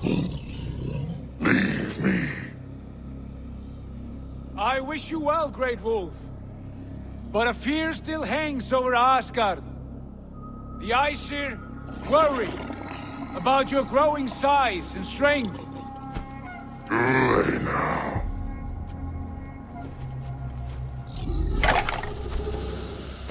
And what do they have to be afraid of? Old friend. Havi brings a collar fashioned by the dwarves. A beacon, that we may track from a distance to know where you roam. Wear this, and you may live and thrive in Asgard, without worry. I smell something sour. Wear the collar! Or return to Jotunheimer. There's no third way.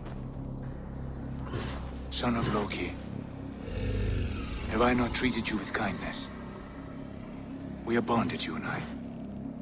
And as I trust my king, so you may trust me. Open your mouth. As a pledge of faith, you may take my hand if I am untrue. Fair. Be swift, Havi.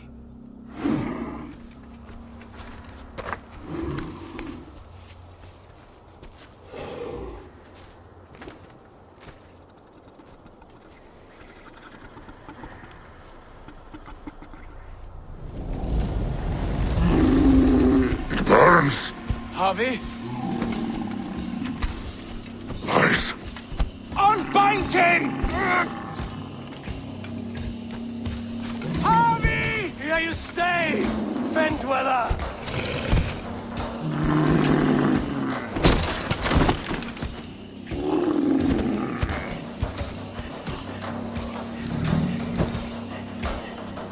Here you die. Deceiver. Brothers who fight one another, kill one another. You speak in riddles. The home of the gods turns red. Red with gore.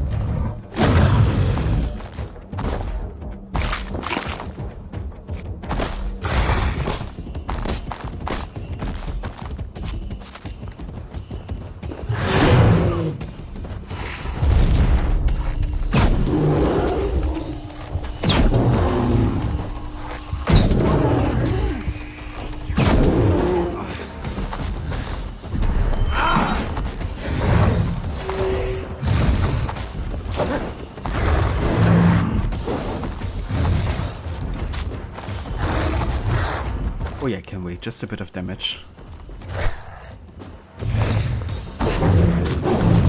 crazy how tanky Fenrir has become here. You already fought him before.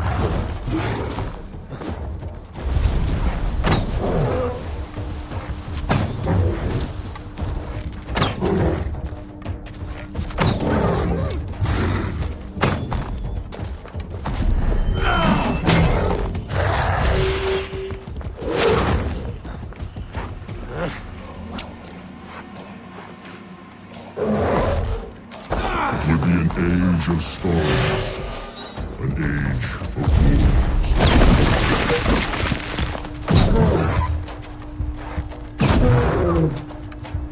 Where did you hear these words of prophecy?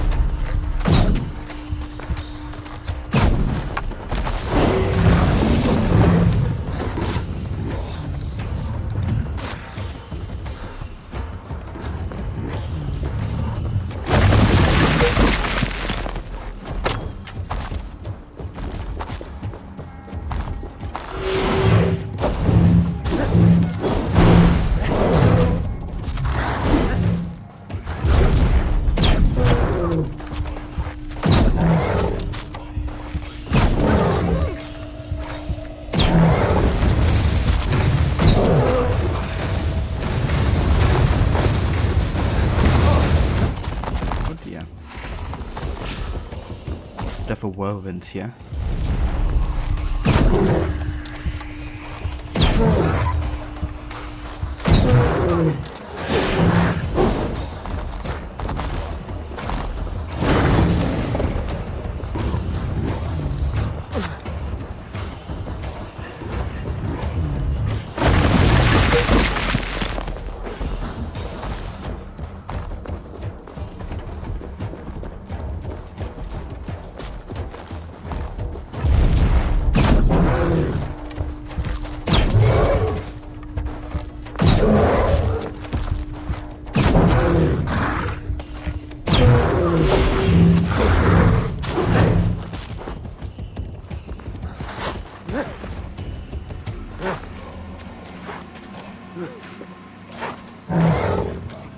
Then comes the second great sorrow, when the Havi goes to fight the wolves.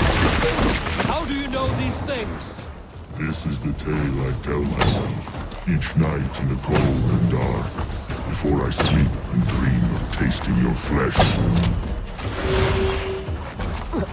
I mean, to be fair, you can't blame Fenrir for having those thoughts, considering his whole imprisonment is thanks to Odin.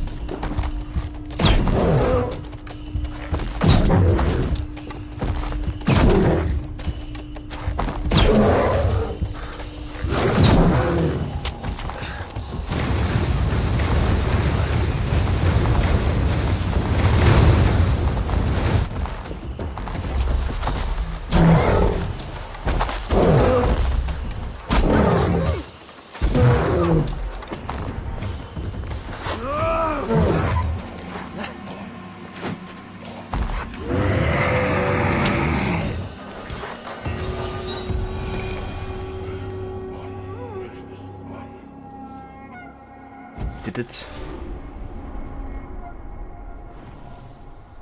Kinda interesting playing a character that you despise so much, you know, because I really don't like Odin all that much, and I feel quite a lot of pity for Fenrir to be in this situation, you know. I don't blame Fenrir one bit for seeking vengeance against what Odin has done to him. Just because some prophecy said it, you know. But by imprisoning Fenrir the way Odin did, he kinda like ensured his fate. Pretty much.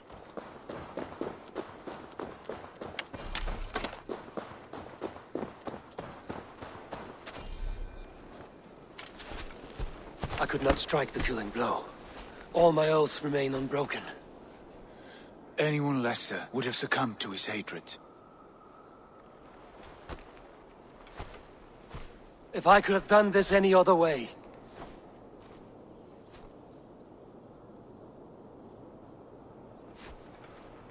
There was no other way, Harvey. Our fates are fixed. Fate or no, you made a great sacrifice on my behalf. It was not for you. Do not think your kindness has made you a new friend, Lord of Imbeciles. I will kill you, all of you, gorging on Aesir flesh. You may strike the final blow, son of Loki, but I will savor my years of freedom before we meet again. Come, old friend. The healing hands of Freya can help you.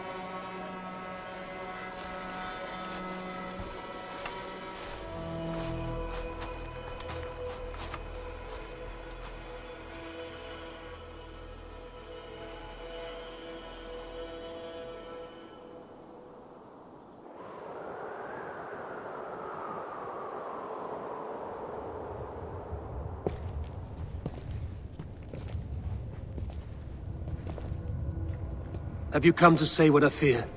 Not to say, but to show. A vision of the times to come. None living or dead now equal our heavy in arrogance.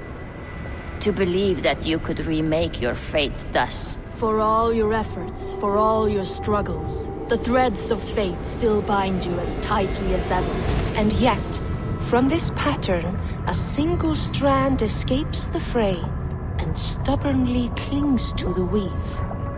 Aesir, Vanir, your doom will come. The earth will shake, the sun will die. Jötnar will stalk your streets as fire rains upon your heads. And the great wolf Fenrir will feast upon your blood. But you have found a way to live beyond this terror. Let it flow. To cheat your death. From the life tree we go, to the life tree we shall one day return. Mind and spirit will surge to a time far beyond your own. To a time in which you shall be reborn. None may follow. Loki least of all.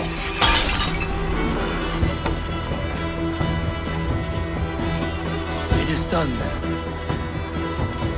Time to face our end.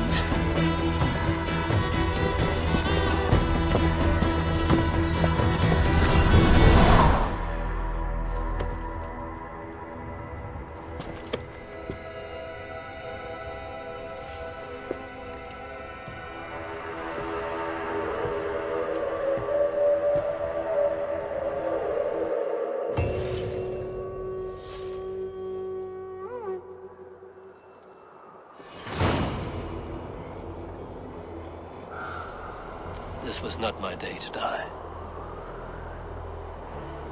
And there we go. A vision of a future, or what's to come for Odin. It's very interesting because if you do all of the Animus anomalies, you can see the same scene, only how it actually happened. You know, with like, not mythological veil, but you actually see how the Tree of Life looked like as like a, you know, first civilization technology device, essentially. But also how Odin and the other Aesir looked like for real. Eva Moller, welcome in. Good morning. Thank you, dude. Happy weekend to you as well. I hope you're having a good start into your day so far. Yggdrasil is the name of a tree in Swedish. Oh yeah, It's very cool because they do mention and also refer to a tree like that quite a lot in this game. I think even the database entry is called like that instead of yeah, instead of Tree of Life. The massive simulation device built by the ESO over 75,000 years ago. From what we have seen, it appears this device was one method the ESO used to generate and explore possible futures, alternate realities, and counterfactual histories. With right input, it could generate any sort of reality the user desired. Going to be a good day? Oh yeah, Mola. I like the sound of it.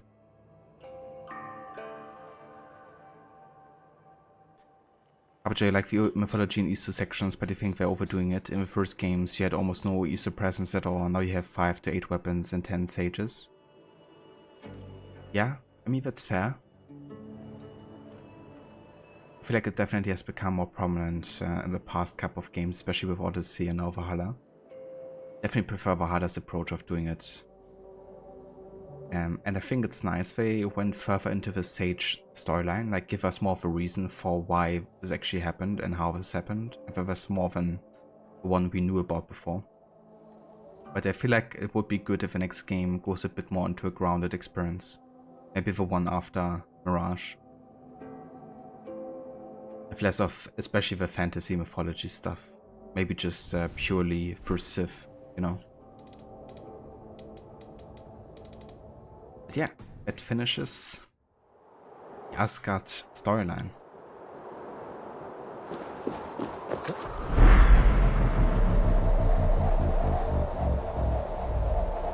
Doesn't the Tree of Life produce coffee beans? That's yours for sure.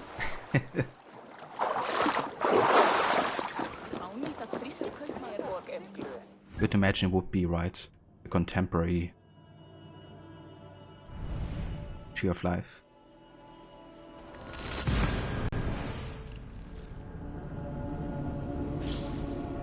Okay, so to kind of like have a bit of a comparison between the scene we just saw and the actual First Civilization counterpart, I'm gonna travel to Norway now, and we're gonna immediately do the last Animus Anomaly, so we can see the comparison there.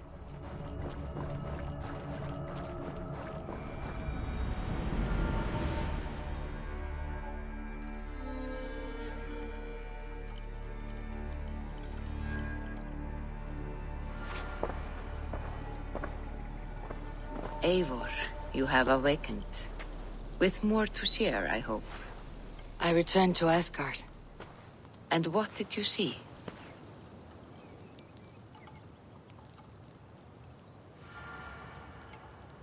I bound the wolf Fenrir, Loki's son, with an unbreakable cord. The beast was enraged by my actions. We fought and I prevailed, but I could not kill the beast. You visit lore and legend. Things I would never have imagined to be real. Parables, yet here you live them as memories. Every moment there was as tactile and as vital as you and I seated in this hut. This is wonderful. Was there more?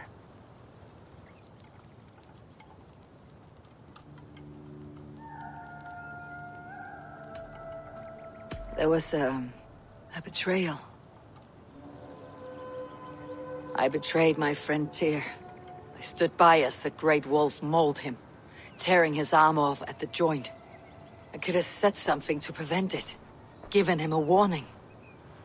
But I did nothing. How did it feel? I was unmoved by his pain. Not hateful, but I did not regret my indifference. A swig of poison that drinks like wine. Selfishness unmeasured often feels this way.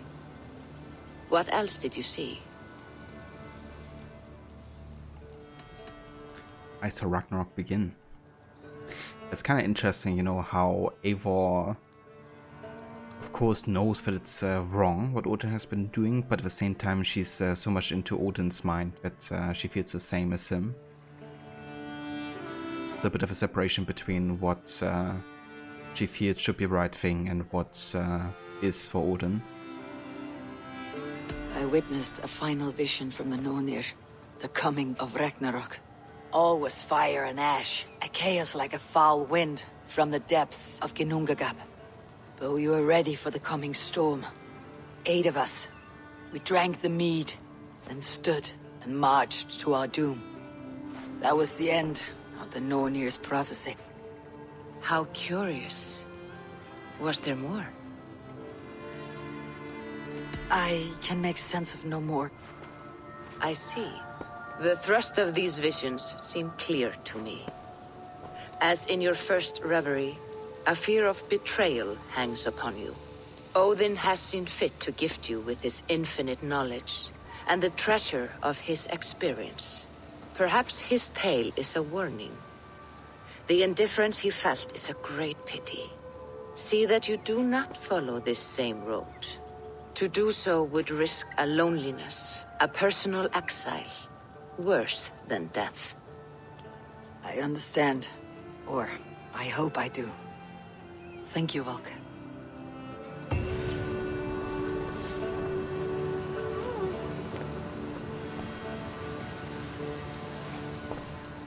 Yeah, I agree. Yet another reason to deny Odin.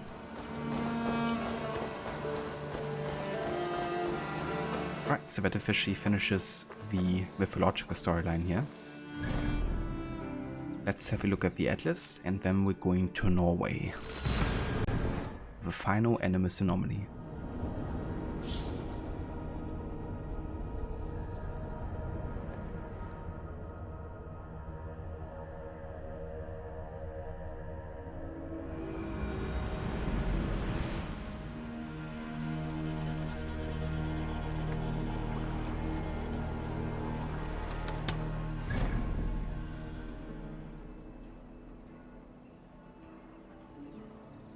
Okay, just gonna have a quick look where it actually is located here.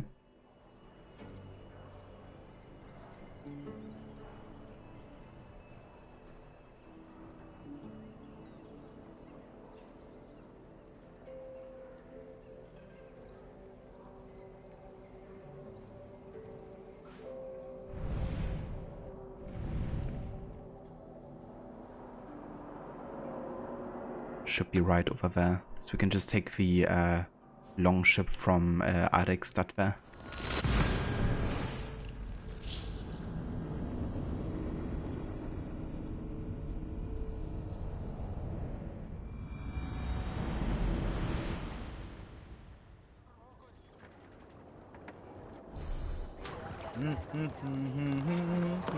Hey!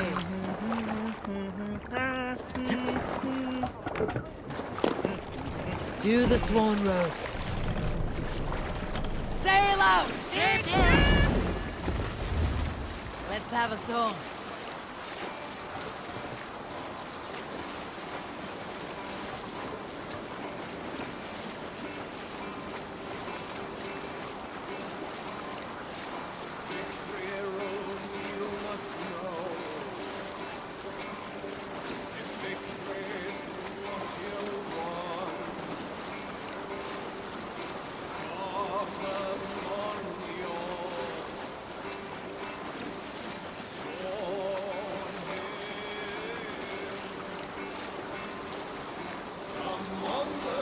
You can already see the background glitching there. It's the location of the last anomaly.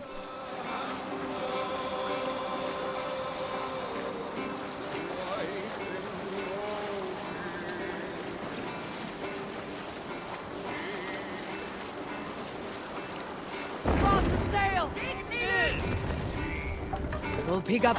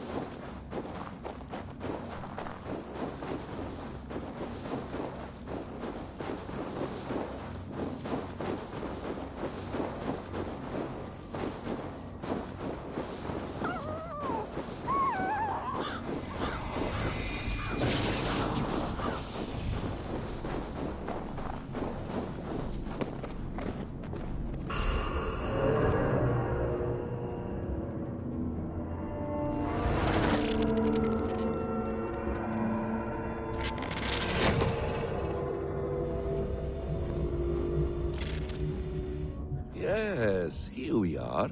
My anomalies. Let's see how these turned out. Kinda cool, actually reserve the last one for Basim here because you actually get to see what he says, you know. Given that he's the creator of these anomalies. Hey there, Bastard, welcome in.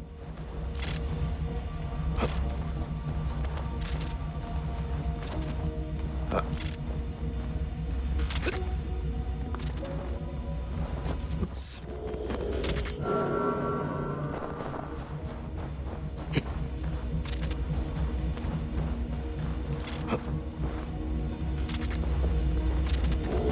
Jeez, Basim, you can also just jump over there without hanging, you know.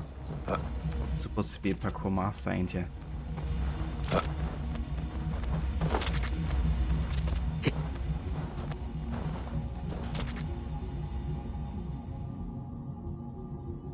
Been lurking for hours actually.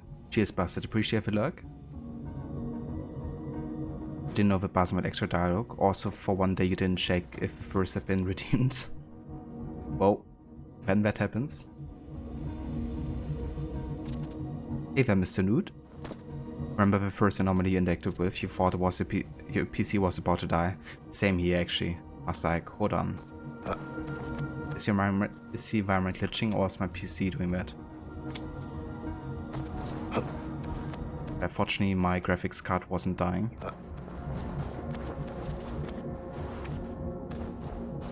Let's try to check who.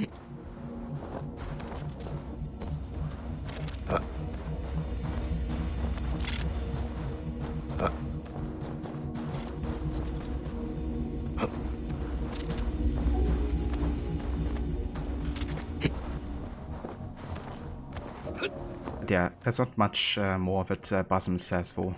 Just, you know, that he created those anomalies, but that's it.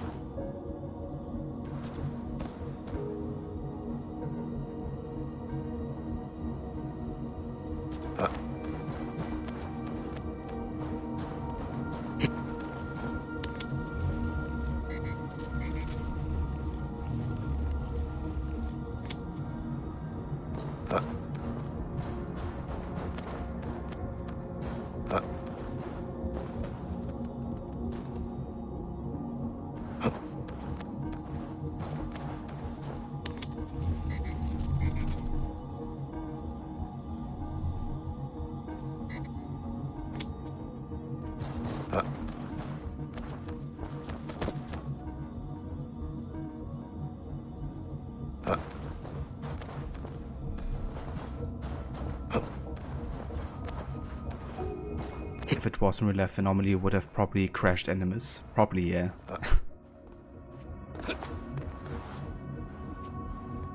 Kinda like with for Warbreak they're doing with the Animus being kinda like the game, essentially.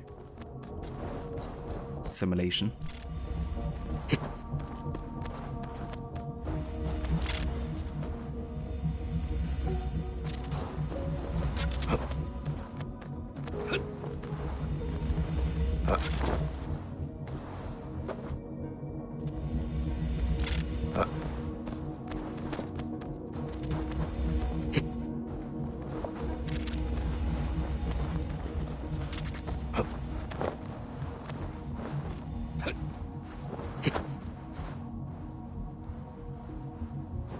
Kind of funny that they had Carlo Rota also make the grunt noises for Basim, even if he, you know, Basim wasn't really a playable character for super long.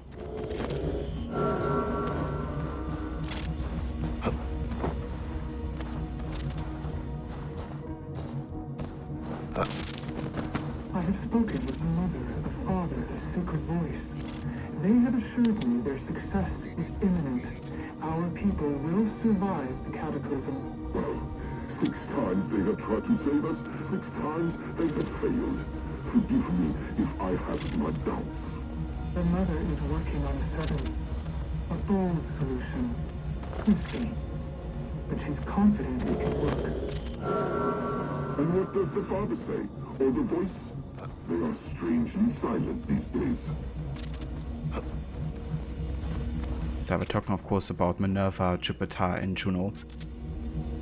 I've tried 6 different methods of potentially surviving, but only the 7th would actually work. Maybe. That's, of course, you know, the transfiguration of your mind into another body, being reborn, which is essentially what happens to the sages here.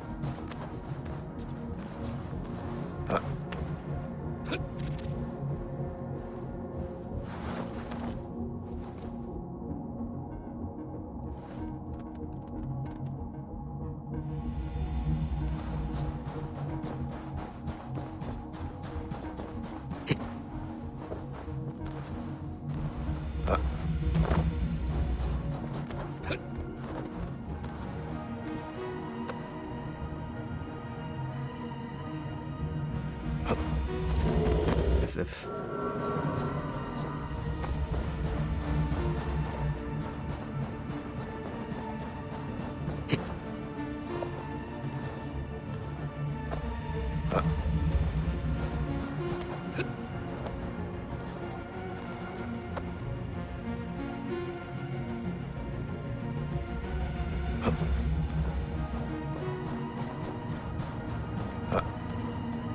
And here, the fragment of an ancient memory.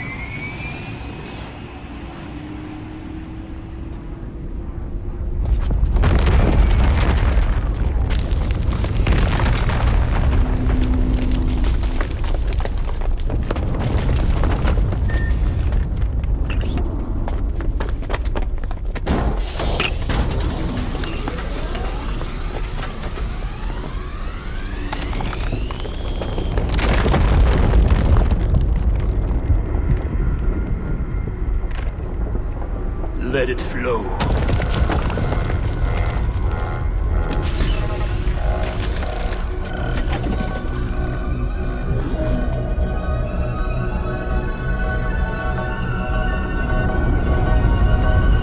From the life tree we go.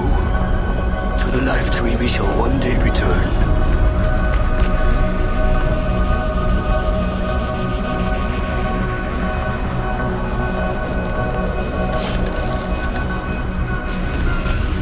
None may follow. Loki least of all.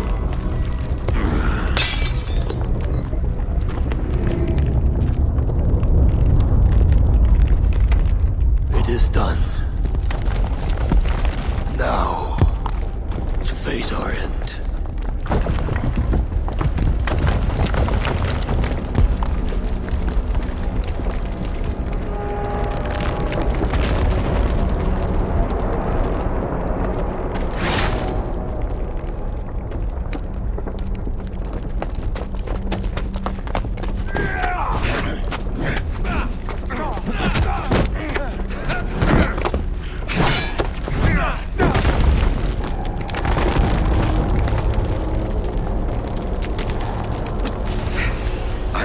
Find you, mad one, on the far side of our doom.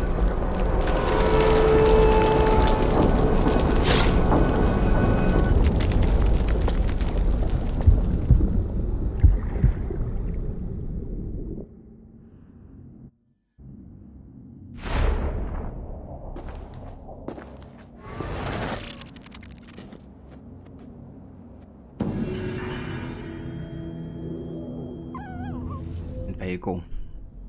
Final Animus Anomaly. Revealing what really happened and how it really looked like. You know, so this not being the mythological veil anymore, we see exactly again, of course, how the Tree of Life looked like. But also how the Aesir looked like. And what Loki ultimately has done, right? Like, how Loki even got to be a sage is because he waited for them to perform this 7th method of salvation. And then backstabbed one of the guys doing it so he could insert his consciousness into one of the human bodies instead. And that's why we have Basim, aka Loki now.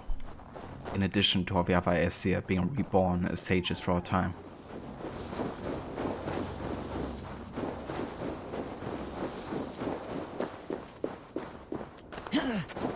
He runs so slow, you've seen faster moving icebergs than him. Yeah, the assassin movement in a nutshell, isn't it? Wonder how fast it's gonna be Mirage, because running animation didn't look very fast for either.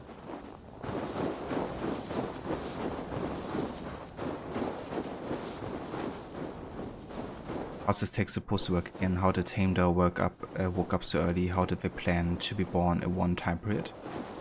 Oh, they're not being born only in one time period. They're gonna be born like across the entire time, essentially. Like there's even sometimes sages of the same perceived consciousness being alive at the same time and stuff. It was, for example, the case in Black Flag's time period. You can find the letters of Aida Sage, who lived at the same time as the other sage, Roberts, being like still a child. So there can be multiple ones at the same time. And yeah, they're being reborn all over. But essentially, the consciousness of Odin, for instance, is being reborn into Eivor. And Eivor is like fully Odin's consciousness, essentially. Only that Eivor doesn't have the memories of Odin. And instead of like only being shaped by the memories of Odin, Eivor is being shaped by her environment. And ultimately, by getting all of these visions of the memories of Odin, there's a choice essentially that Eivor can make by embracing that, or by going against it and deciding for herself. But yeah, it's not like two separate entities of consciousness within Eivor. It's actually full-on Odin, but being kind of like brought back to having no memories whatsoever of a previous life.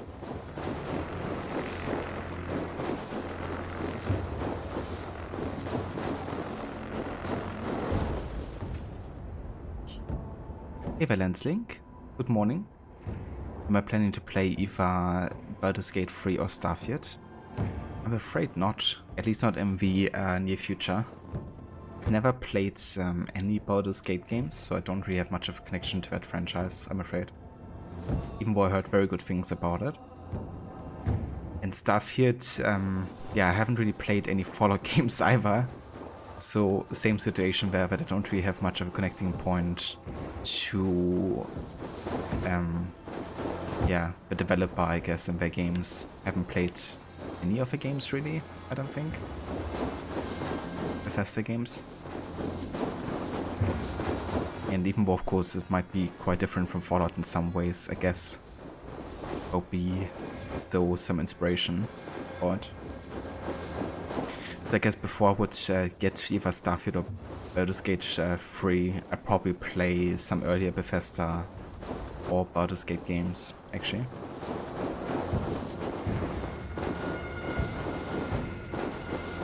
How about you, Lensink? Will you be playing either of those games?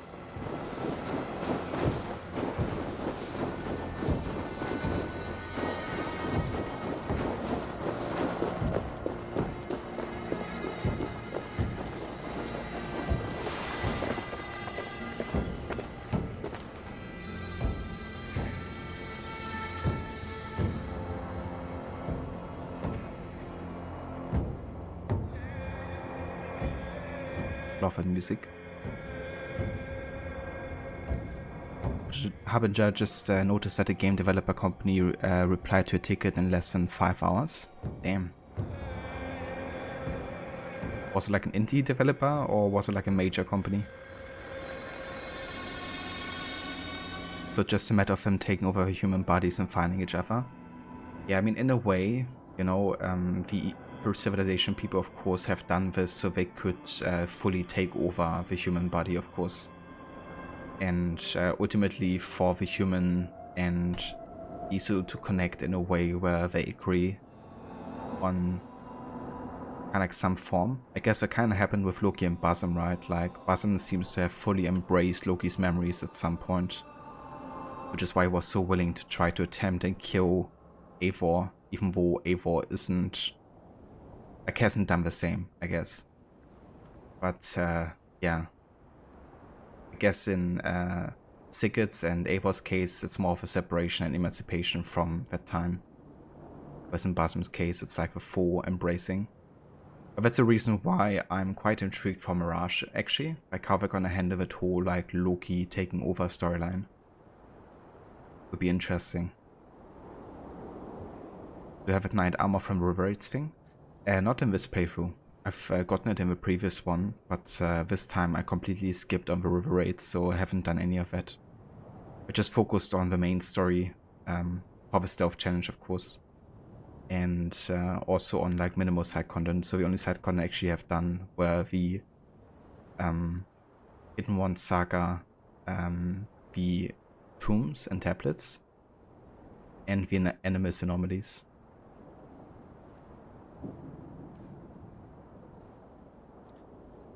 And huge money is scarce right now, waiting for the sale. That's definitely fair. I mean, there's so many other great games that one could play, you know, that don't require lots of money, so I feel like it's always good to wait for releases to go on to sell, you know, because full price nowadays is definitely quite a bit of money. And there's so much other stuff that one could be playing instead and just wait for the price to come down. Ah, Blizzard. Damn. That's not bad, actually. Not bad at all.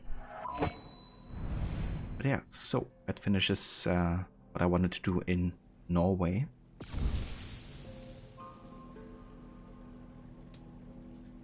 So that means the next thing we can be doing is the Hidden Ones saga, to finish that one, because we got a final letter from the Poor Father Soldier of Christ telling us about the father of the Order of Ancients. So it's time to uncover the mystery behind that.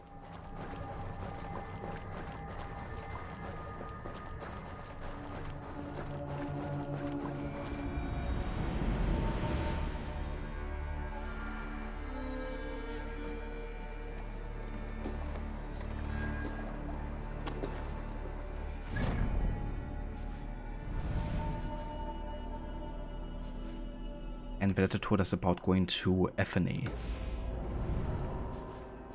So yeah, let's do that.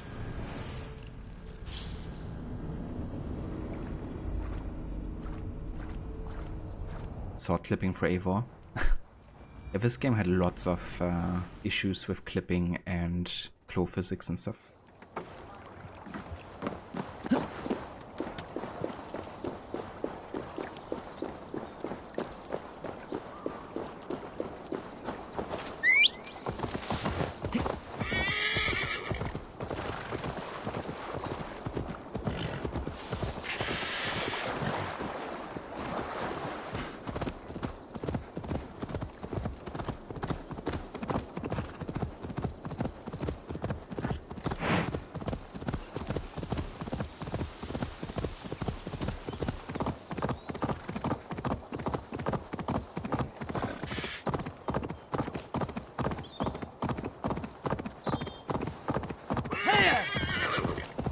Kind of interesting because you could also see this village in the Last Kingdom during the time where Offred had to kind of go into exile, and it looks surprisingly similar to a point where I feel like the game developers probably actually looked at that and took it directly as an inspiration.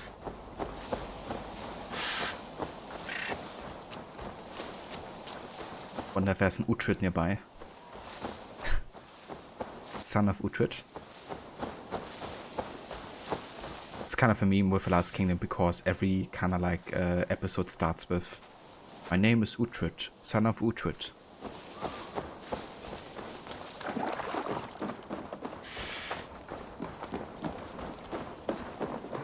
There was even like an author member as a reference to that character, and that was Hunter, son of Hunter. Yeah, this guy. Even looks a little bit like Hlutrholt actually. Like with the hair and everything.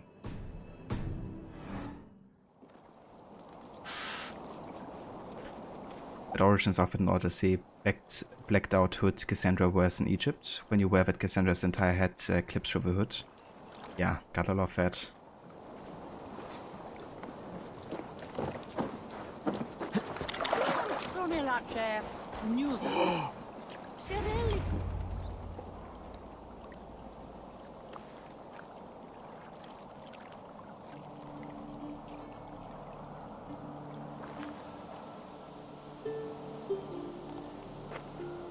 All right there? Yes. Hello. I do not mean to intrude, but I'm looking for someone. And who would that be then? I do not know exactly. Well, that'd be why you ain't found him. But you're free to pass the time just here if you like. Thank you. Stating the obvious.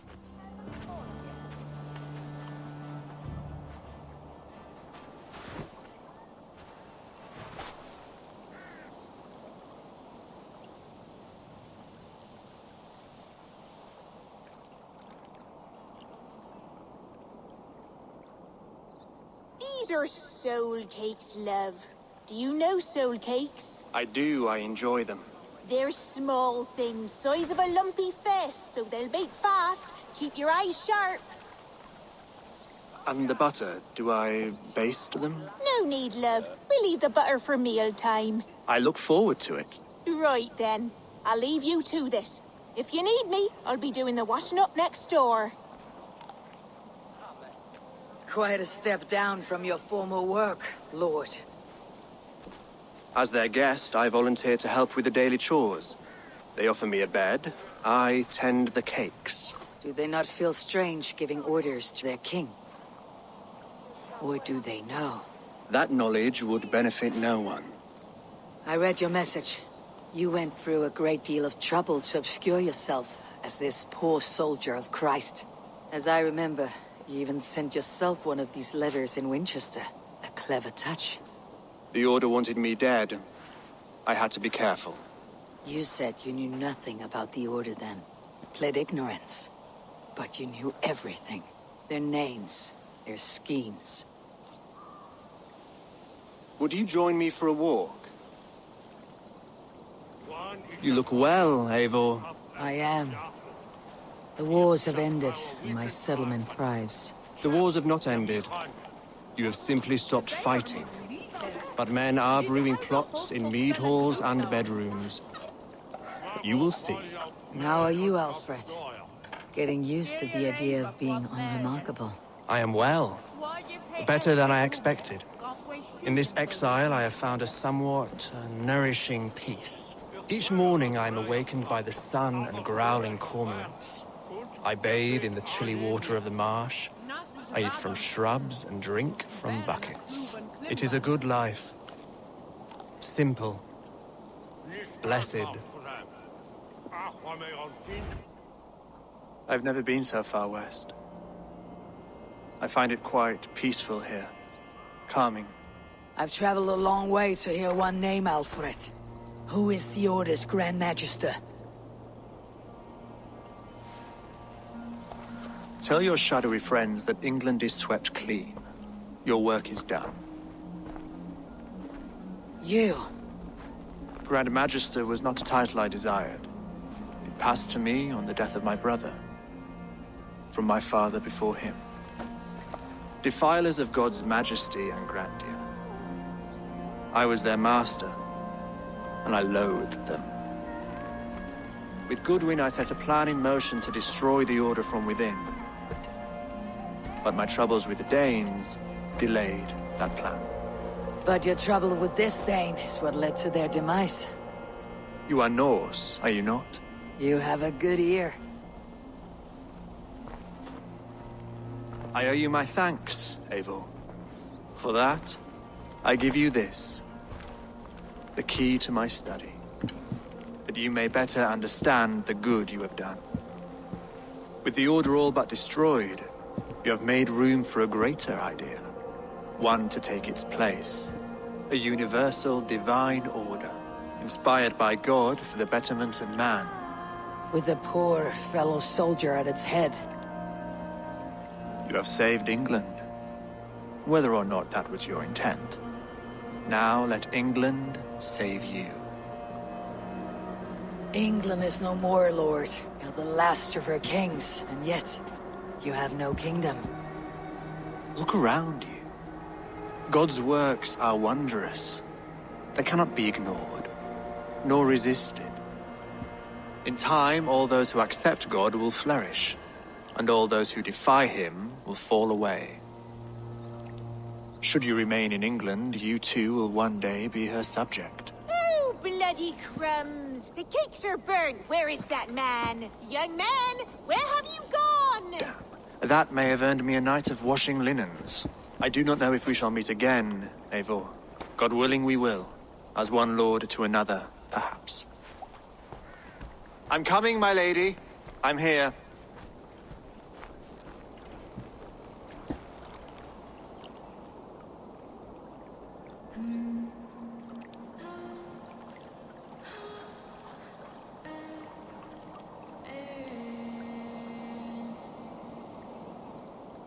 Alfred gave me a key to unlock his study.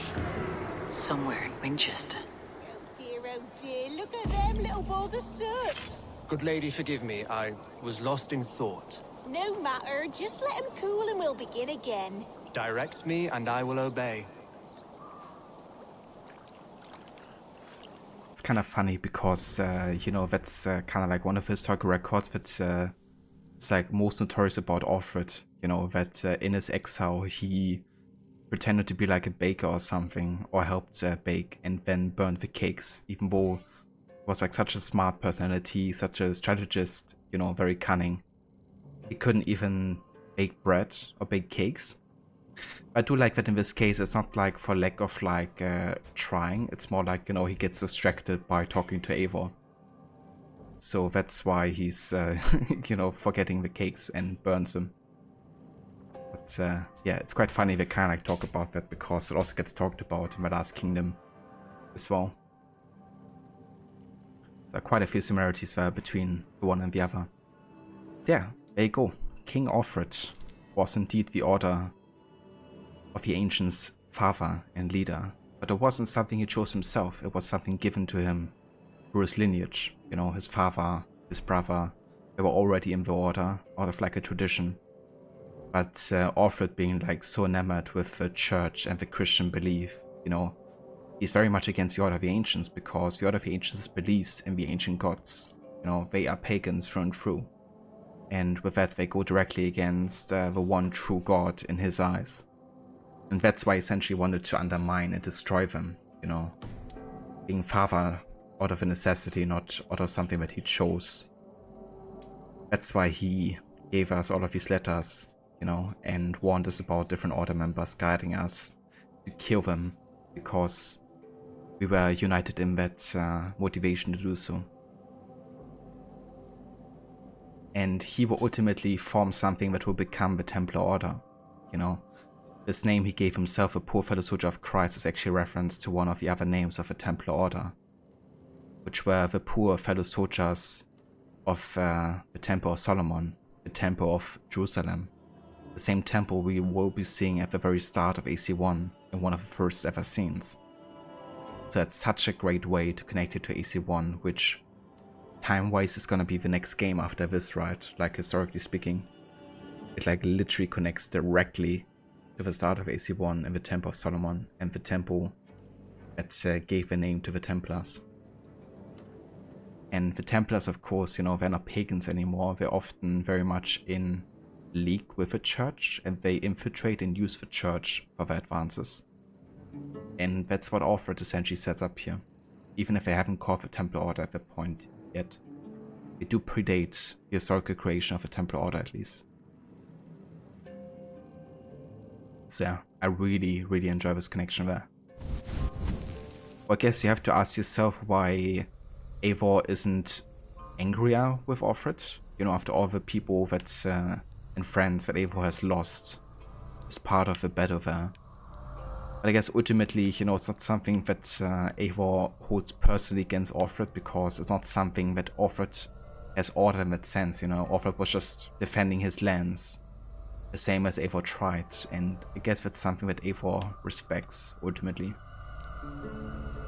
Plus, of course, having the same enemy in the Order of the Ancients is also something that unites them in a way.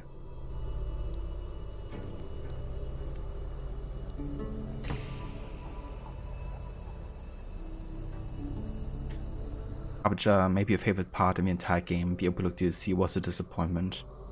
I really like this part as well, for sure. I think it's a great connection there. I didn't mind the last chapter too much, but I also thought it was a bit rushed overall, you know.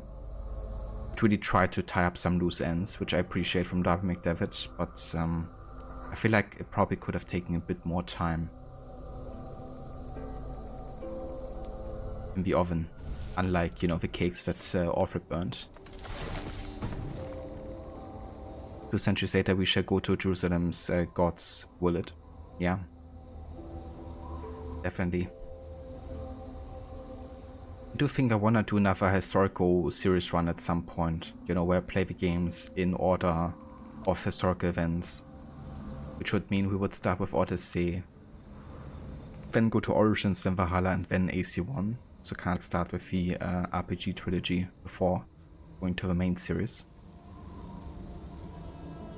But then again, ending with Syndicate always feels a bit odd, because I've done that before, right? Like an historical order run. And a little bit anticlimactic ending with Syndicate, in a way. So yeah, gonna see about doing that again at some point. But yeah, now there's nothing left to do here in regards to Alfred, then go to Winchester and unlock his study that he was talking about. And also listen to a very unique song.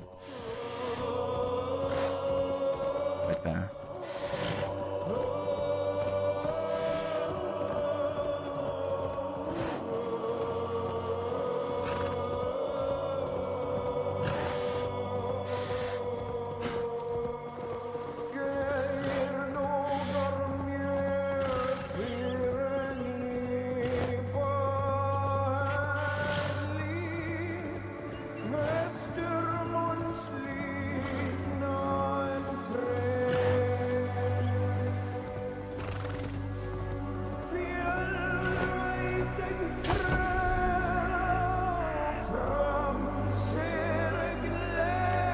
Ragnar-san, may you rest in peace.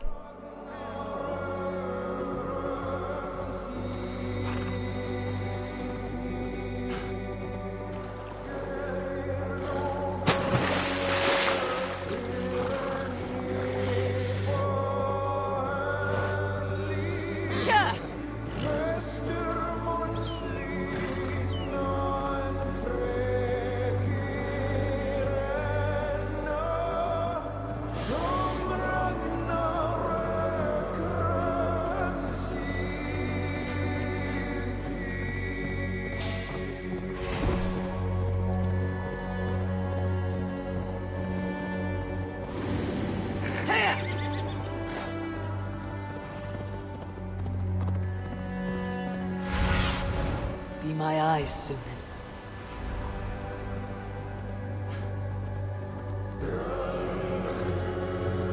Yeah!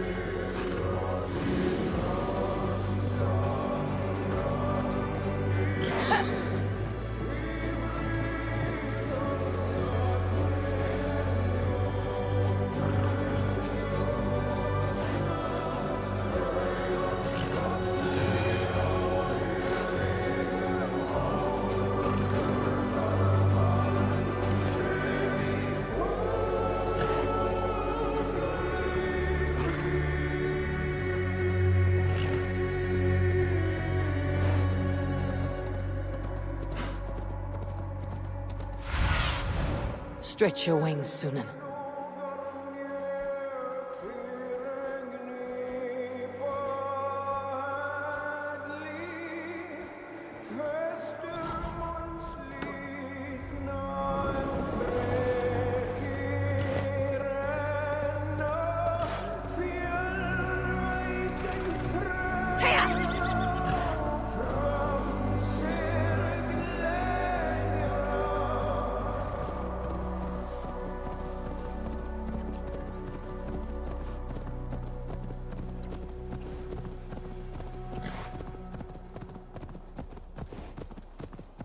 Great track there by Einar Selvik, one of the 3 musicians and composers for the soundtrack for Valhalla.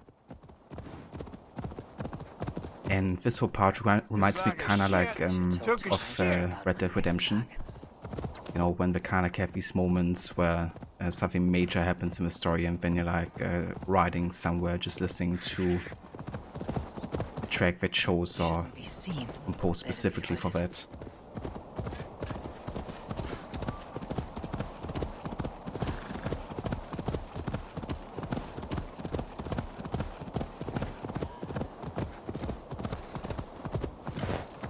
So, we're looking for Offred's study here, and that's in the Great Minster. Which is... or Old Minster, I think it is. That's right over here.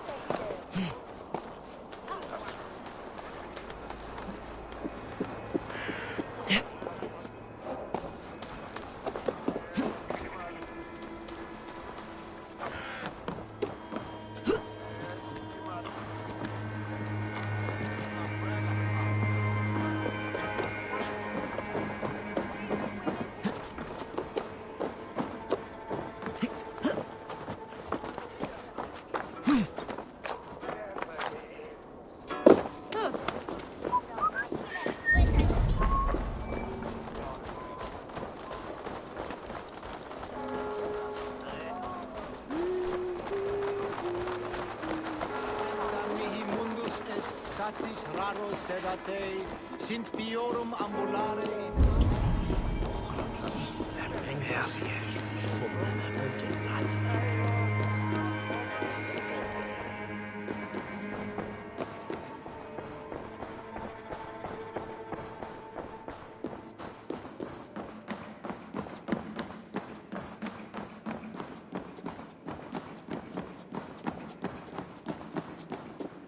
That is Offred's study.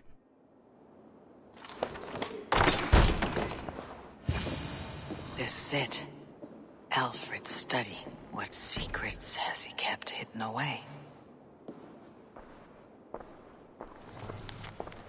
Letter from Goodwin. King Alfred. Despite the Mercia report on a curious development, a faction of Norse recently joined the brothers Ivar and Ubba in a decisive assault on Tamworth, deposing King Bogred and installing a foolish king's thane called Ceolwulf in his stead. In following these Norse back to their settlement, the men discover the presence of a hidden one among the pagans who calls himself Hytham. He seems in rather good graces with the 2 chieftains of his clan, Sigurd Styrbjörnsson and Eivor Varenstottir. As yet, his motives remain unclear, but it may be we can put him to uses of our own. Our poor fellow soldier of Christ has already sent word of the Order's activities to the luminaries of England's major cities. It may be a well-timed letter to Hytham and his companions will speed along our plans considerably. Your faithful servant, Brief Goodwin. They're showcasing us how early they already spied on us and knew about our intentions here. But then again, we also got the first letter about London quite early in the game as well. And it also confirms finally that Eivor is canonically speaking a woman, because Varenstottir means of course daughter of Varen. And yeah, Eivor of course also being a female name is another confirmation, but That's the final one. Right there.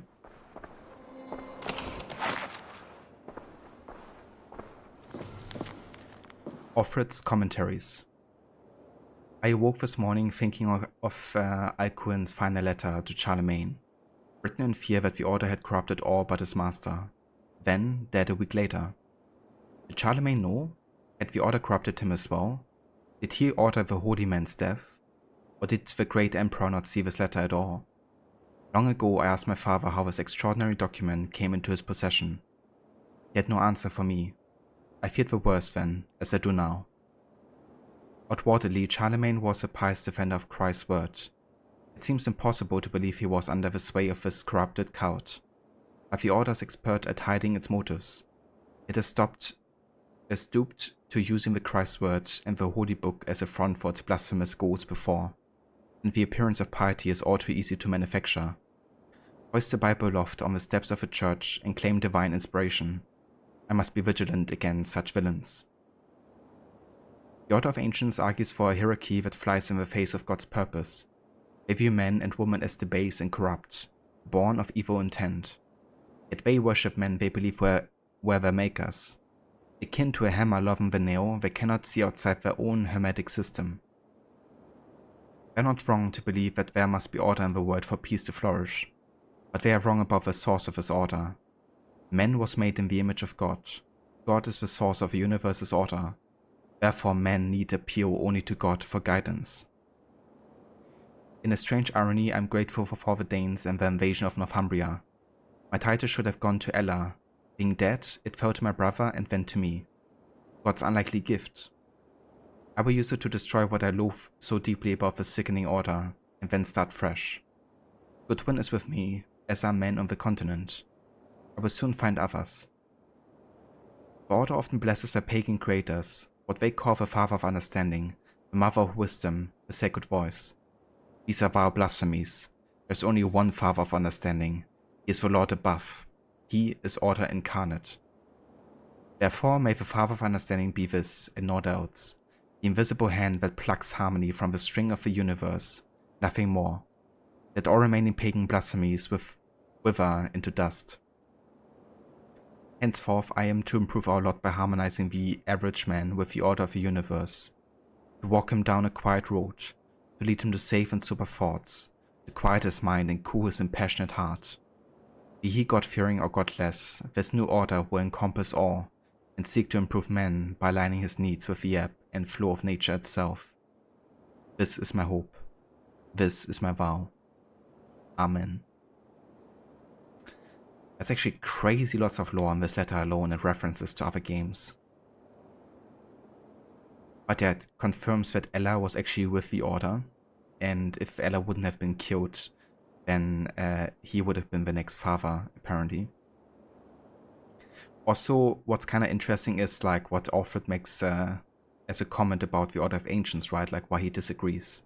Of course, being influenced by his very strong Christian faith of like the one true God and going against the pagan idea. But he actually makes kind of like fun almost of the Order of Ancients, believing that they were makers of humans, you know, which I guess realistically speaking would be true. But in the universe of Assassin's Creed, that isn't. You know, there have been people who made, like literally made the humans. And that was the first civilization. However, as a lack of, you know, evidence, Alfred doesn't believe in that. And he believes that men should take the place of making decisions, you know, about putting humanity in order. And that's where the Order of Ancients and the Templars have a similarity, but differ quite a bit, you know, and like who they should take as an inspiration for order, I guess. The other thing what's interesting is kind of like the transition that, you know, Alfred makes in terms of like what are kind of like the Templar ways. It's something that Darby McDevitt, the main writer for Valhalla, actually laid the foundation for in Black Flag. Because Black Flag was the first game where we kind of like heard the Templar ways, so to say. You know, you have like the Assassin's Creed, the tenets and everything. But Black Flag was the first game to actually show us the introduction of a Templar, apart of course from Charles Lee in AC3, where he kind of like writes down to walk them down a quiet road to lead him to safe and sober thoughts and to quiet his mind and cool and passionate hearts. Something that Taurus says to Edward Kenway pretending to be a Templar associate, and the other two guys being introduced into the Templar Order. So yeah, there's actually crazy lots of references here to other AC games, I guess you could say. Love that.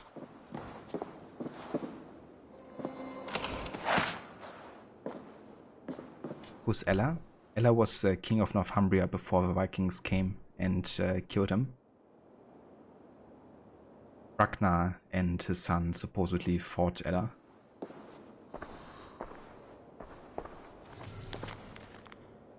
Alcuin's letter to Charlemagne. Holy David, an urgent word from your Flaccus. When last we spoke, I warned you of a rot that I feared was eating at the healthy, still young flesh of our holy church. Today, I am more convinced than ever that something drastic must be done.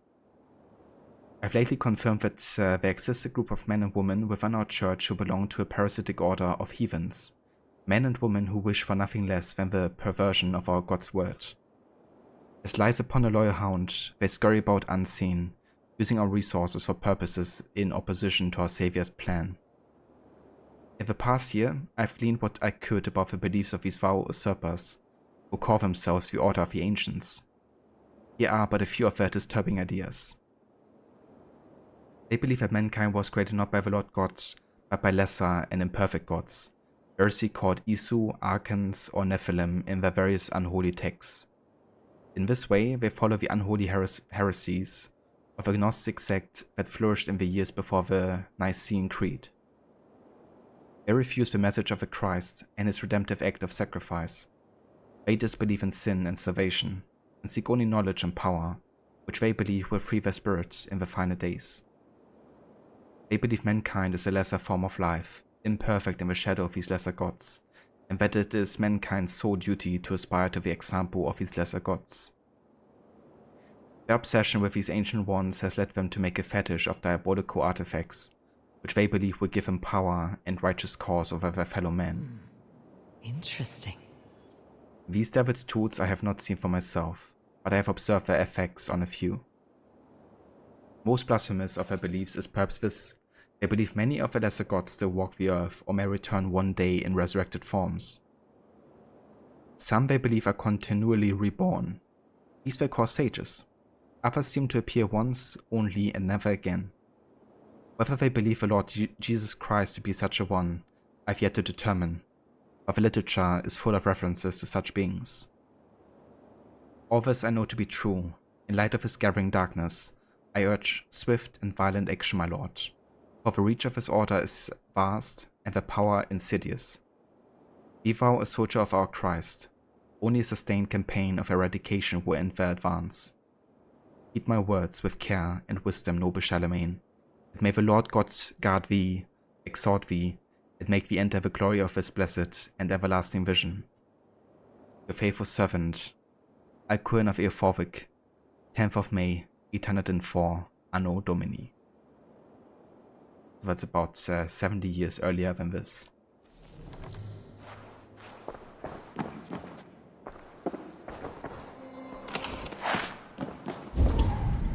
And yeah, I believe that's everything we can read here.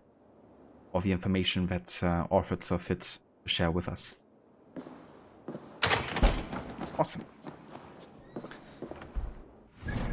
So, that means I'm gonna go back to Ravensthorpe.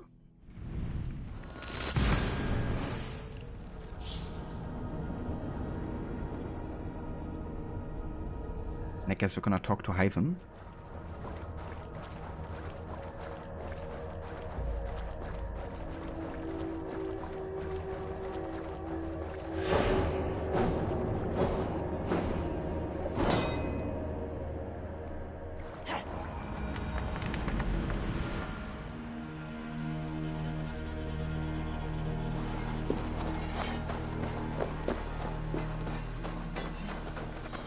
Tell him about what we learned about Alfred.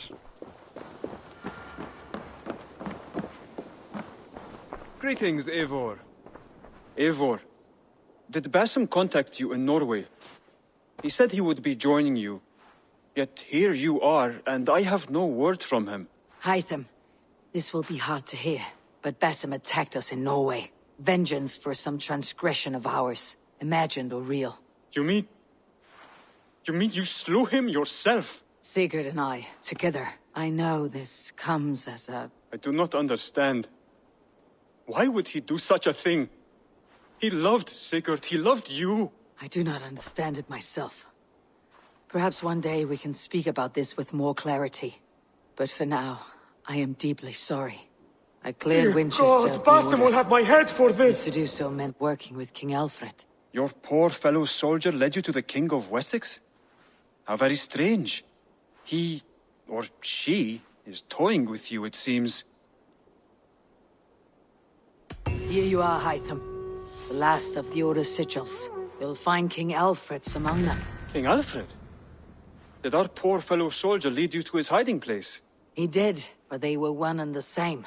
Our poor fellow soldier of Christ was the Grand Magister of the Order of the Ancients. He turned on his own order. Fascinating. Not turned so much as trampled.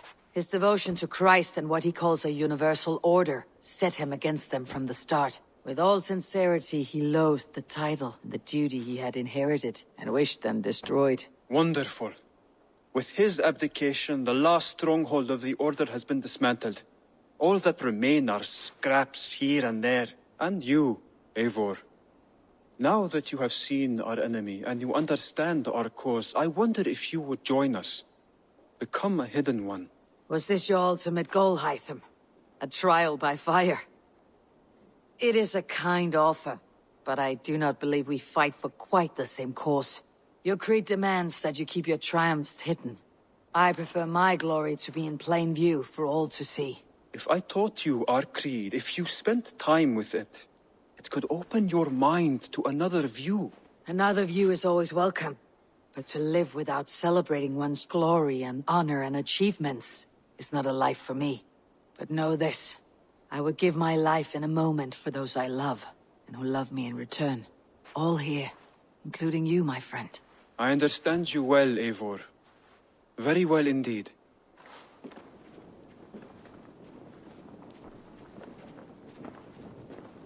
Yeah, me too. You know, like some people were kind of mad that Eivor didn't end up joining the Assassins, especially, you know, after the character evolution with seeing that, you know, Valhalla isn't real and that glory isn't eternal in that sense. But that doesn't mean that everything has been wiped from Eivor's way of living, right? Like, yeah, Eivor knows that. But the reason that Eivor helped the Hidden Ones, you know, was because they had a united enemy. It wasn't because Eivor was, like, convinced of a way of the Assassins or wants to live in the way of the Assassins, you know. Like, Eivor wants to have a home. Eivor wants to be with her people. Eivor wants to display her achievements. And that's fine. But that also means that it doesn't quite suit the life of a Hidden One. And that's totally fair, I think. Plus, Eivor has another responsibility, and that is being the Jarlskona of the Raven clan. So, yeah.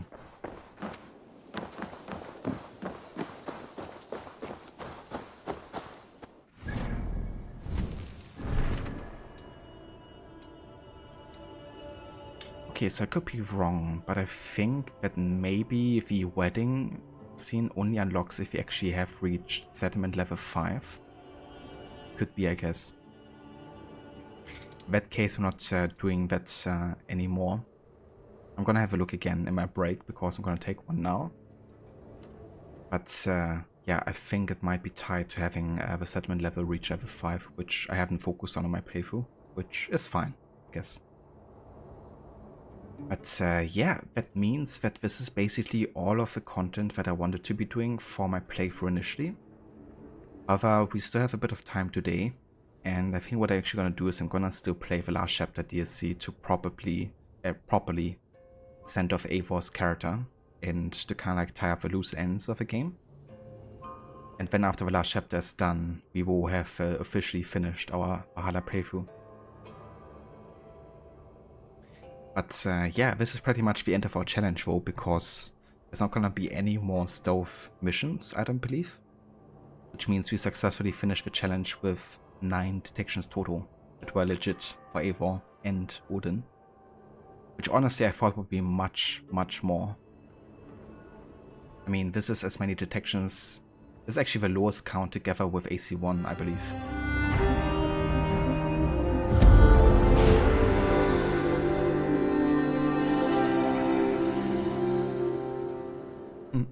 Thanks for success, Harbinger.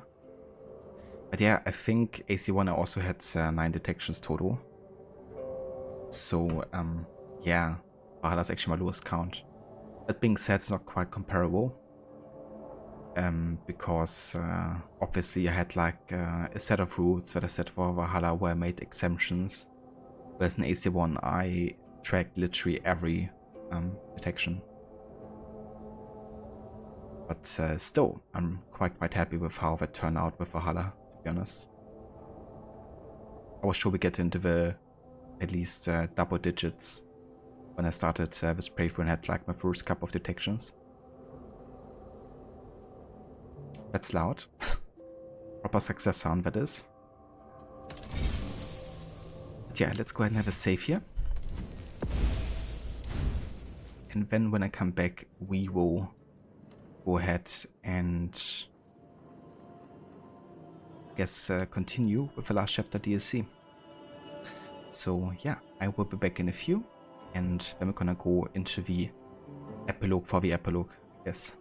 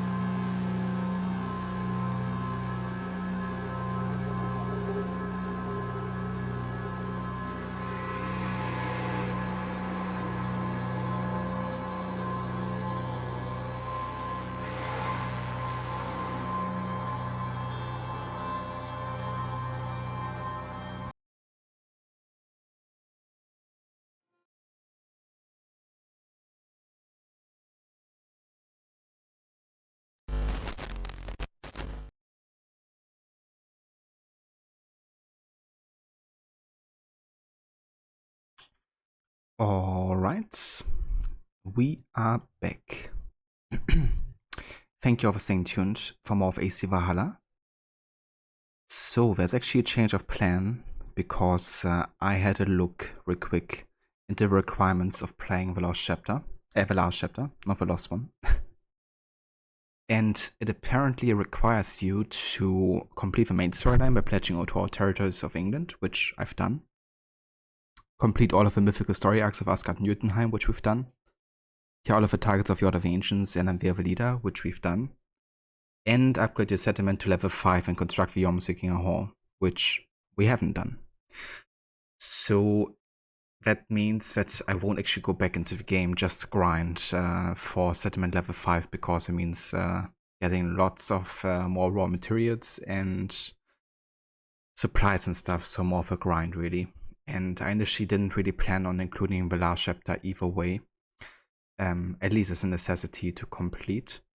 So what we're going to be doing instead is we're going to have a look at the cutscene video that someone uploaded on YouTube. It's only about 20 minutes, so significantly shorter than the gameplay version, which is about half an hour to an hour, roughly.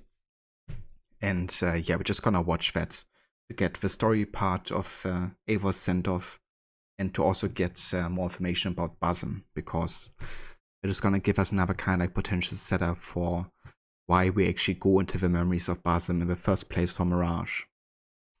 So yeah, we're going to have a look at that. I'm going to mute myself while we watch this, unless there's something important to talk about. And then I will hope that you enjoy this kind of cut together of AC Valhalla and the last chapter.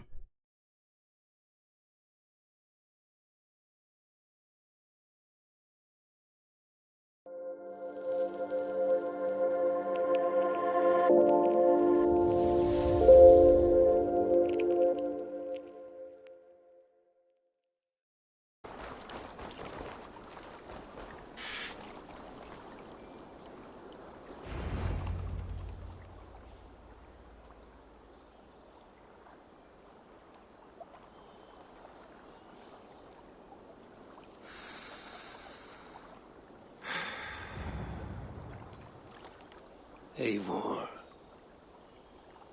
I am still with you, drifting at the edge of your memory. You have tamed the Odin within you, but I have not disappeared. I am with you always, embedded within your hooga. Will you keep me in the dark until your end, resisting forever this side of yourself? Or could you learn from me? To better understand the world that was.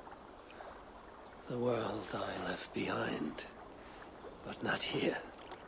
Not inside of those who would not understand what you are. Who we are. Have you not done all you can for your people? Say your goodbyes, and set forth for distant shores. And new adventures.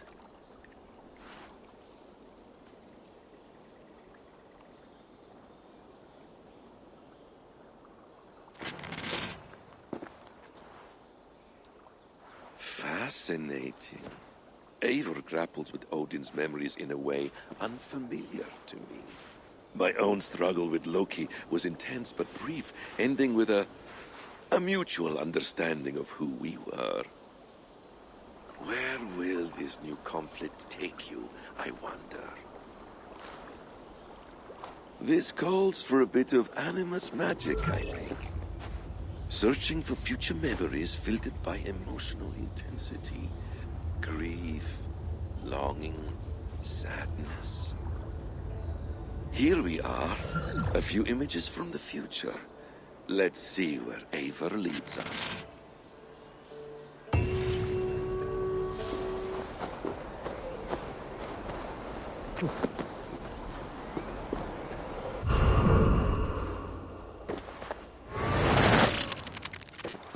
Let's move this timeline.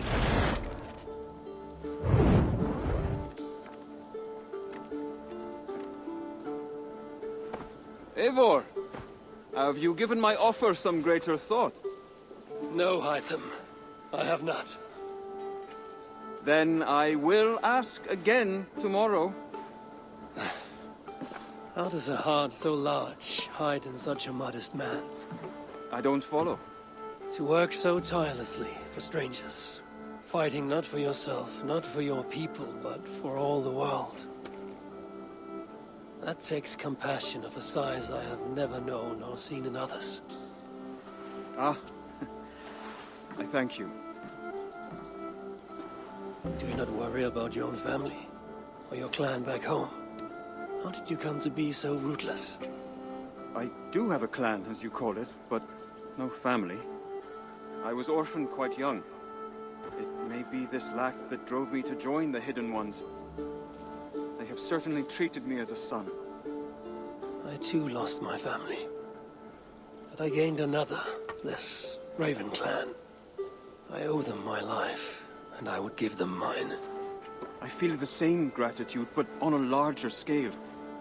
You see, anyone can join the Hidden Ones, and therefore everyone is worthy of our love.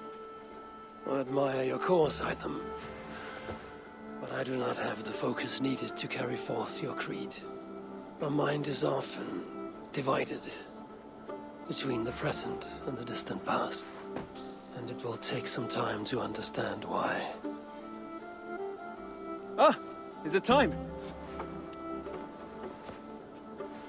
Forgive me, Eivor. We keep our training to a strict schedule. Of course. Carry on. And good luck with this lot. They are a wild crew.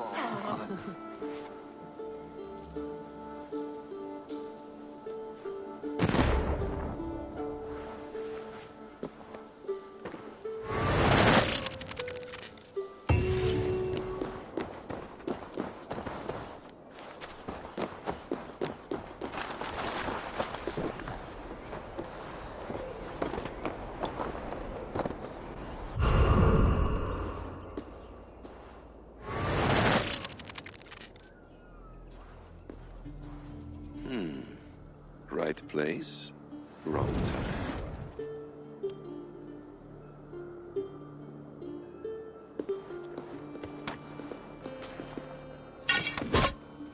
Lord King.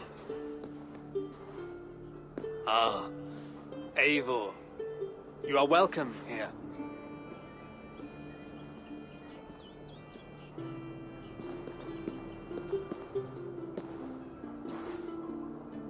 How does it feel to be home? Not as free of care as you might imagine. It has been many years since I reclaimed my throne, but I have never taken it for granted. Not since my time in the marshes. Since then, I have been busy. Guthrum and I are inching towards common ground. The treaty is forthcoming. Is that why you've summoned me? To find common ground? I hope to. You are one of the great lords of Mercia. And calling you a friend would be a benefit to all England. What say you to a treaty, Eivor? Naming you lord of all lands northeast of your settlement. In exchange for what? Your allegiance. Not to me, but to Christ. And to the order I have convened in his name. I honor your offer, Lord. And the trust you place in me. So here's my answer. You gave me this years ago. A beautiful piece. But it sits heavier in my pocket than on my heart. You refuse, then? Have no fear. This is not a new chapter in our conflict. I am leaving these lands for distant shores. You will have no more trouble from me. In search of new wars? Fresh lands to conquer? In search of myself. Ah. The most difficult destination on Earth. I wish you well, then. God be with you on your journey. I'm a bit full up with guards at the moment. Yours may have to take another boat.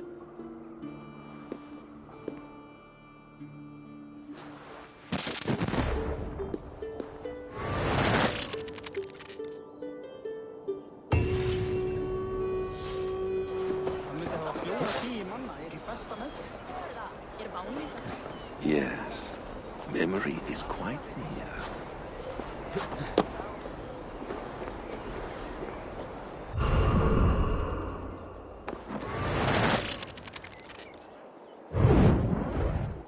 Here we go. He faces the rising sun. Good. So, the rumors are true. The great conqueror has been conquered himself. Eivor, how many summers has it been? Far too many, friend. Something amuses you? I hardly recognize you. Is this the Guthrum I left behind, or some other gentleman? The Guthrum you knew is indeed no more. Athelstan, I am now called. My Christian name. Christian name? A new name for a new life. At the expense of all you gained. I have not lost as much as you might think. King Alfred and I have forged a lasting peace, in fact. He has taken Western Mercia. East Anglia is mine. We are now discussing the fates of East Mercia and the North. The Danes, Eivor, are here to stay. With Christ as their Jarl. He is a powerful god. Within his sacrifice hides the greatest boons. Forgiveness, hope, love. Would you not consider hearing his message for yourself? I have no time to meet new gods. I'm leaving England. And I've only come here to say my goodbyes. Will you return to your father's land? Elsewhere. To unmapped places. In search of the unknown. Ah, an adventure worthy of Odin. You and he share a love for knowledge and discovery, I have noticed. Share is not strong enough word. Come then. We must drink and tell stories before you go. If they are to be our last, they must be our best.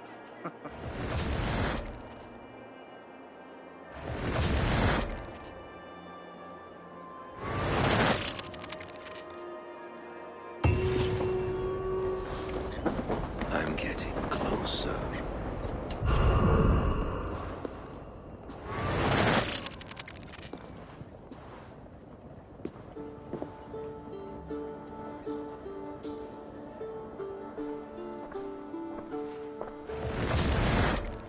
Spinning forward just a bit. Young Harold has made quite a name for himself in our time away. 12 or 13 years, I think. Sigurd! Eivor! You are welcome here. Come! I got word that you would visit, but I did not expect you so soon. Stout men huddled around a map with eyes as hungry as their bellies. Little has changed here. Yes. I spent half my life worrying over hastily drawn maps. But this is not a land we mean to conquer. It is a land in need of aid. Iceland? Yes. Our friend Ingólfur sends word that his new settlement is in peril. Cold winters and simmering blood feud. I have agreed to send supplies and men, enough to bring peace and ride out the winter. Eivor, it may be your coming here at this time to this place is a blessing from Thor himself. Would you and your brother lead this expedition for me? I cannot think of a better pairing to see this through. Eivor, this is fated. I long for such an adventure. Tell me your mind. Does your heart fire burn for another expedition? I'm grateful for the offer. But I have not come here to walk down well-worn roads.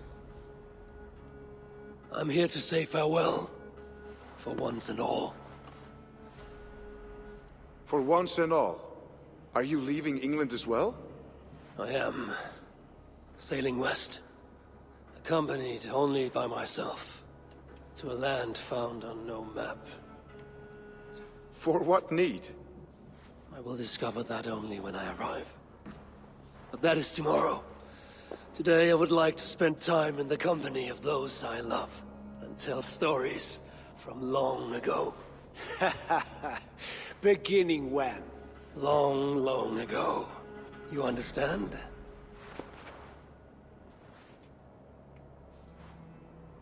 Uncle, clear the room, and bring mead and roasted minkwal for 3.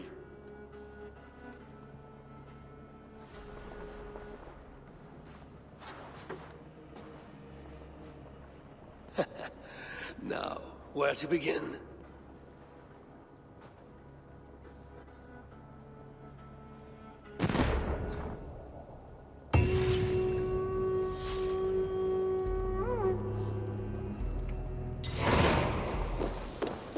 Ah, here it is.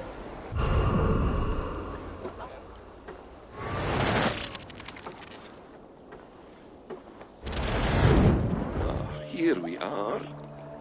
A final future memory. Will you not wait for morning? I must get to London by the week's end. A crew awaits me there. Not even a goodbye, Everyone knows I'm leaving. but not when. Does Randvi know tonight is the night? Yes. We said our goodbyes. I wish I understood all this, Eivor. You remember my first visions?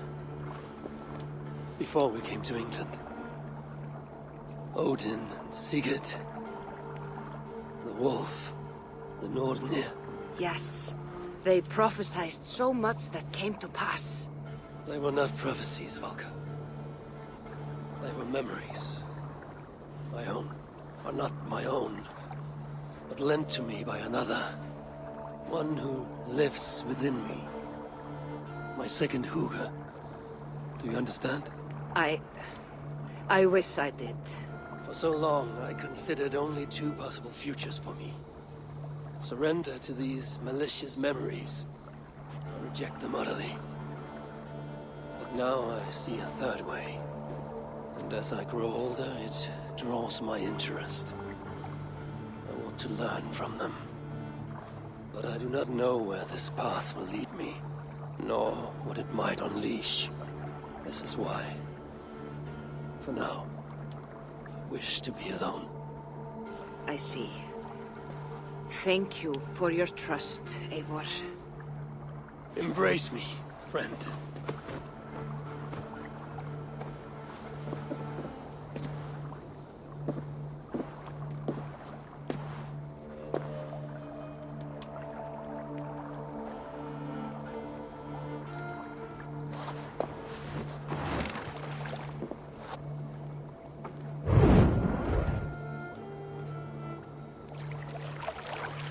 Farewell, Eivor Wolf-Kissed. May Odin guide your way. Not this time, Valka. This time, I will be guiding him.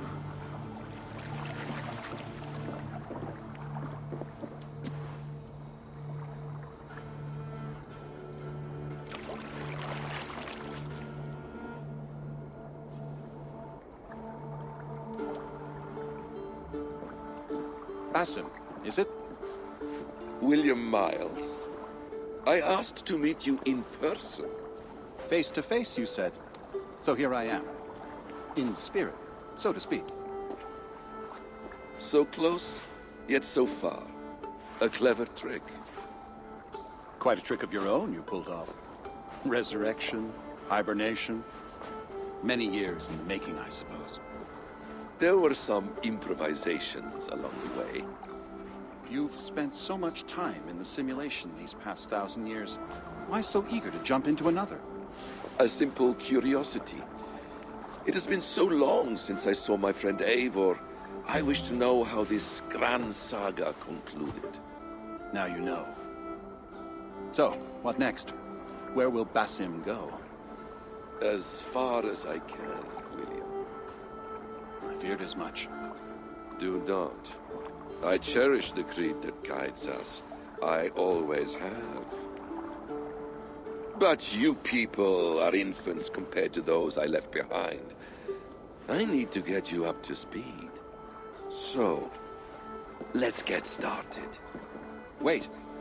If we are to work together, there is something I want first. Name it.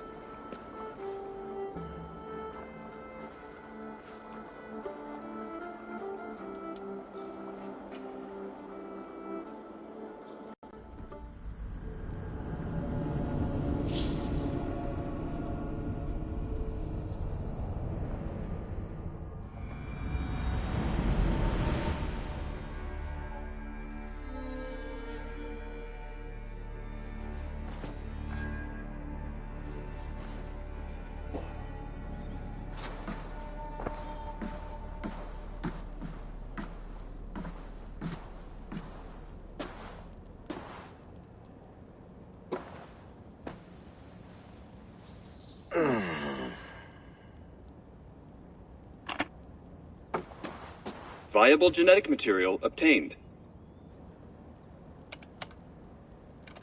Genetic memory extraction has begun. Estimated sequencing time, 29 days, 3 hours, 4 minutes. You're in for quite a ride, Mr. Miles.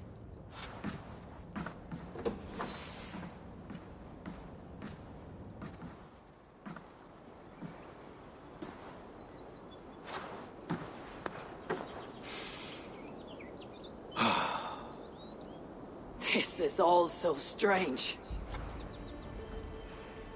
And what of Ragnarok? The twilight of the gods? Are these stories true? Well, you're certainly well fed. The Great Cataclysm happened, much as your legends say. There were earthquakes and storms, wars and famine.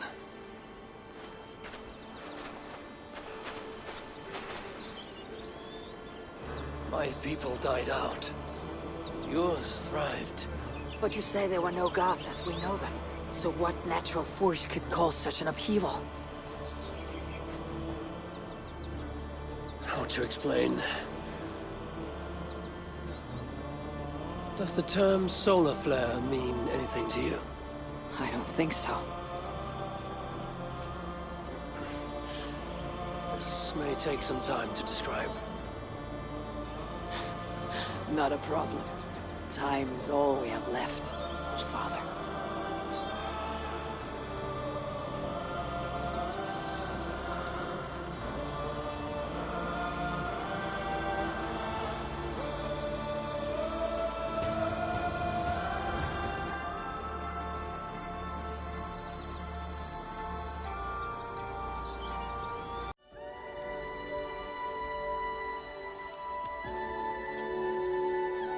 And there we go.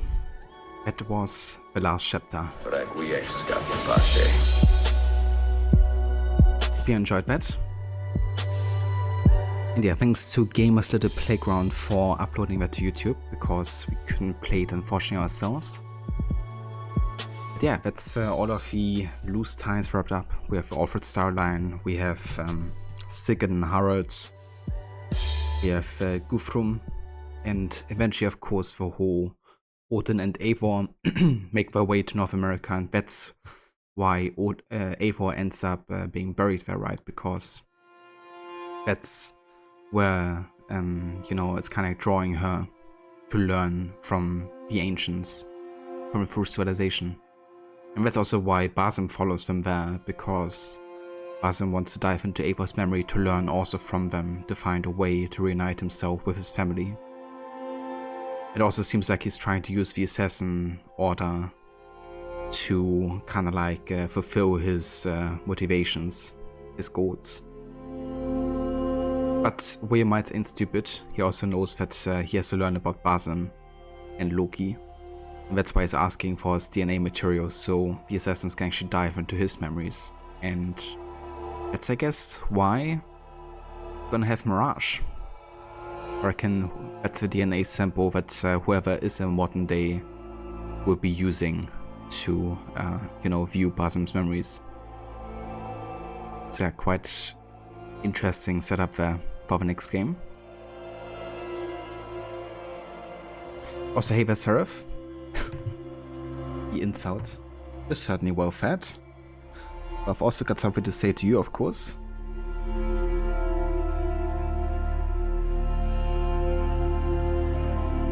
Well, if my rewards are actually working, that is. My phone. You little punk. Indeed. Odin is with us!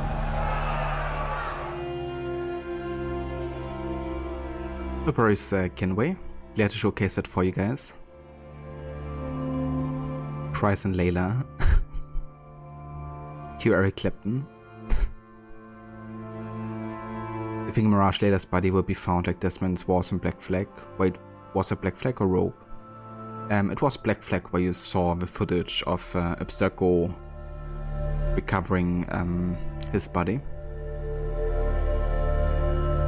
I'm quite curious to see what might happen to Layla, because the radiation level at the Tree of Life and the machine that she is should be lethal.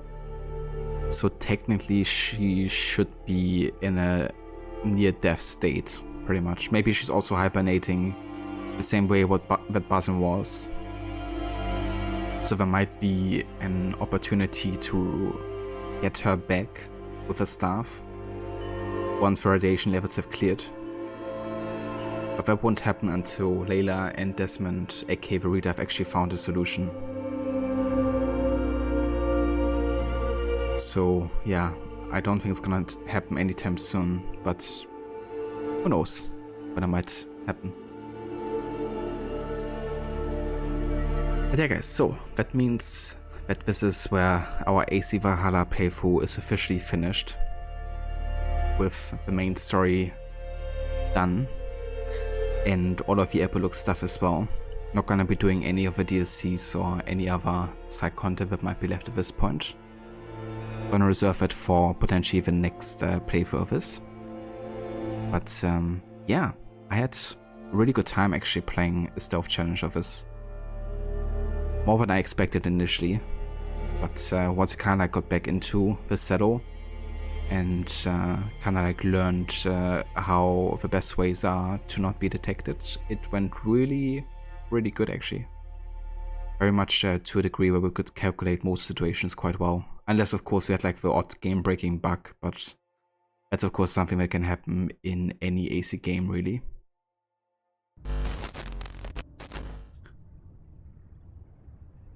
There'll be a loophole if she died. Yeah. I reckon if, you know, Basim could survive all the years in the machine, then there's a chance for Layla to do that as well. The question I guess is whether radiation's level also that bad for Basim when he was in the machine as it was for Layla. But either way, if she's still alive, then, you know, the staff would definitely be able to heal her again. I reckon technically Desmond could also be resurrected, since he's also in the machine in the grey. If somebody was willing to give her body or something, but that would be kind of wild, actually. But I'm not sure if I want it to happen. But it could be a possibility technically. Because Juno's consciousness was also stored in the grey, and she actually did obtain a body to possess eventually. Wasteland Viking. Yeah, we're gonna take a bit of a break from Vikings for now. And also from Assassin's Creed, because this is of course where our annual series run has been officially concluded. Having played all of the Assassin's Creed games developed by Ubisoft Montreal. But yeah, there's a chance I might come back to more Assassin's Creed by the last quarter of this year. Because the next series run I want to be doing is gonna be an immersion challenge. We'll be doing a no-hut run on all of the AC games this time, not just a selected few. And I will also find some additional routes to kind of like immerse ourselves as much as possible into the games. And I anticipate that's gonna take quite a bit more time than this year's playthrough, so I might start it early this year and You bastard! know you, and let it run into the next year.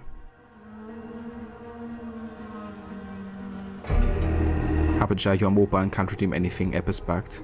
Yeah, same thing happened to me. Like, I tried to access the rewards on my phone. When I clicked on anything, nothing happens. So that's probably like a bug on the mobile app for Twitch.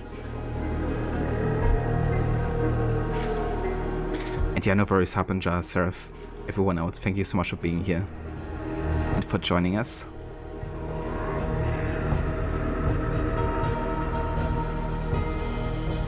It would be like milking the flower that grew on his grave. Pretty much, yeah. Not sure I would want that to happen.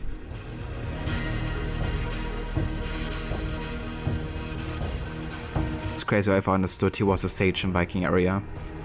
Yeah. Yeah, I mean that whole ending part in Norway really helped get that understanding right. Having that direct confrontation with Odin.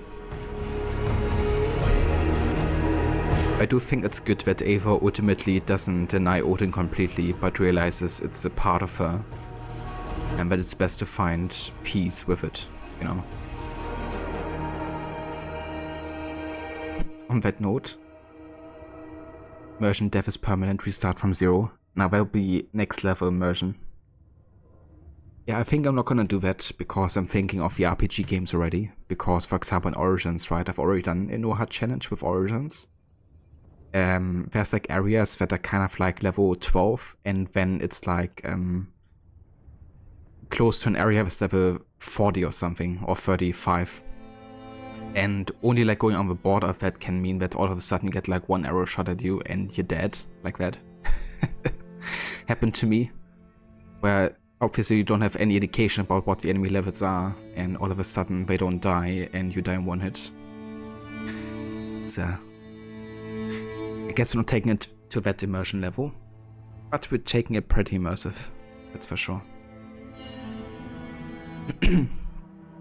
But yeah guys, we're gonna actually go ahead and raid out to Rod, because he's still streaming some Shadow of a Tomb Raider, and see how he's doing with that.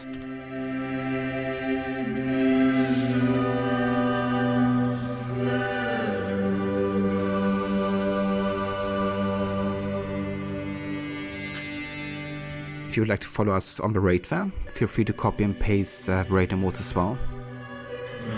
And yeah, next week we're gonna come back to some Pokemon Platinum.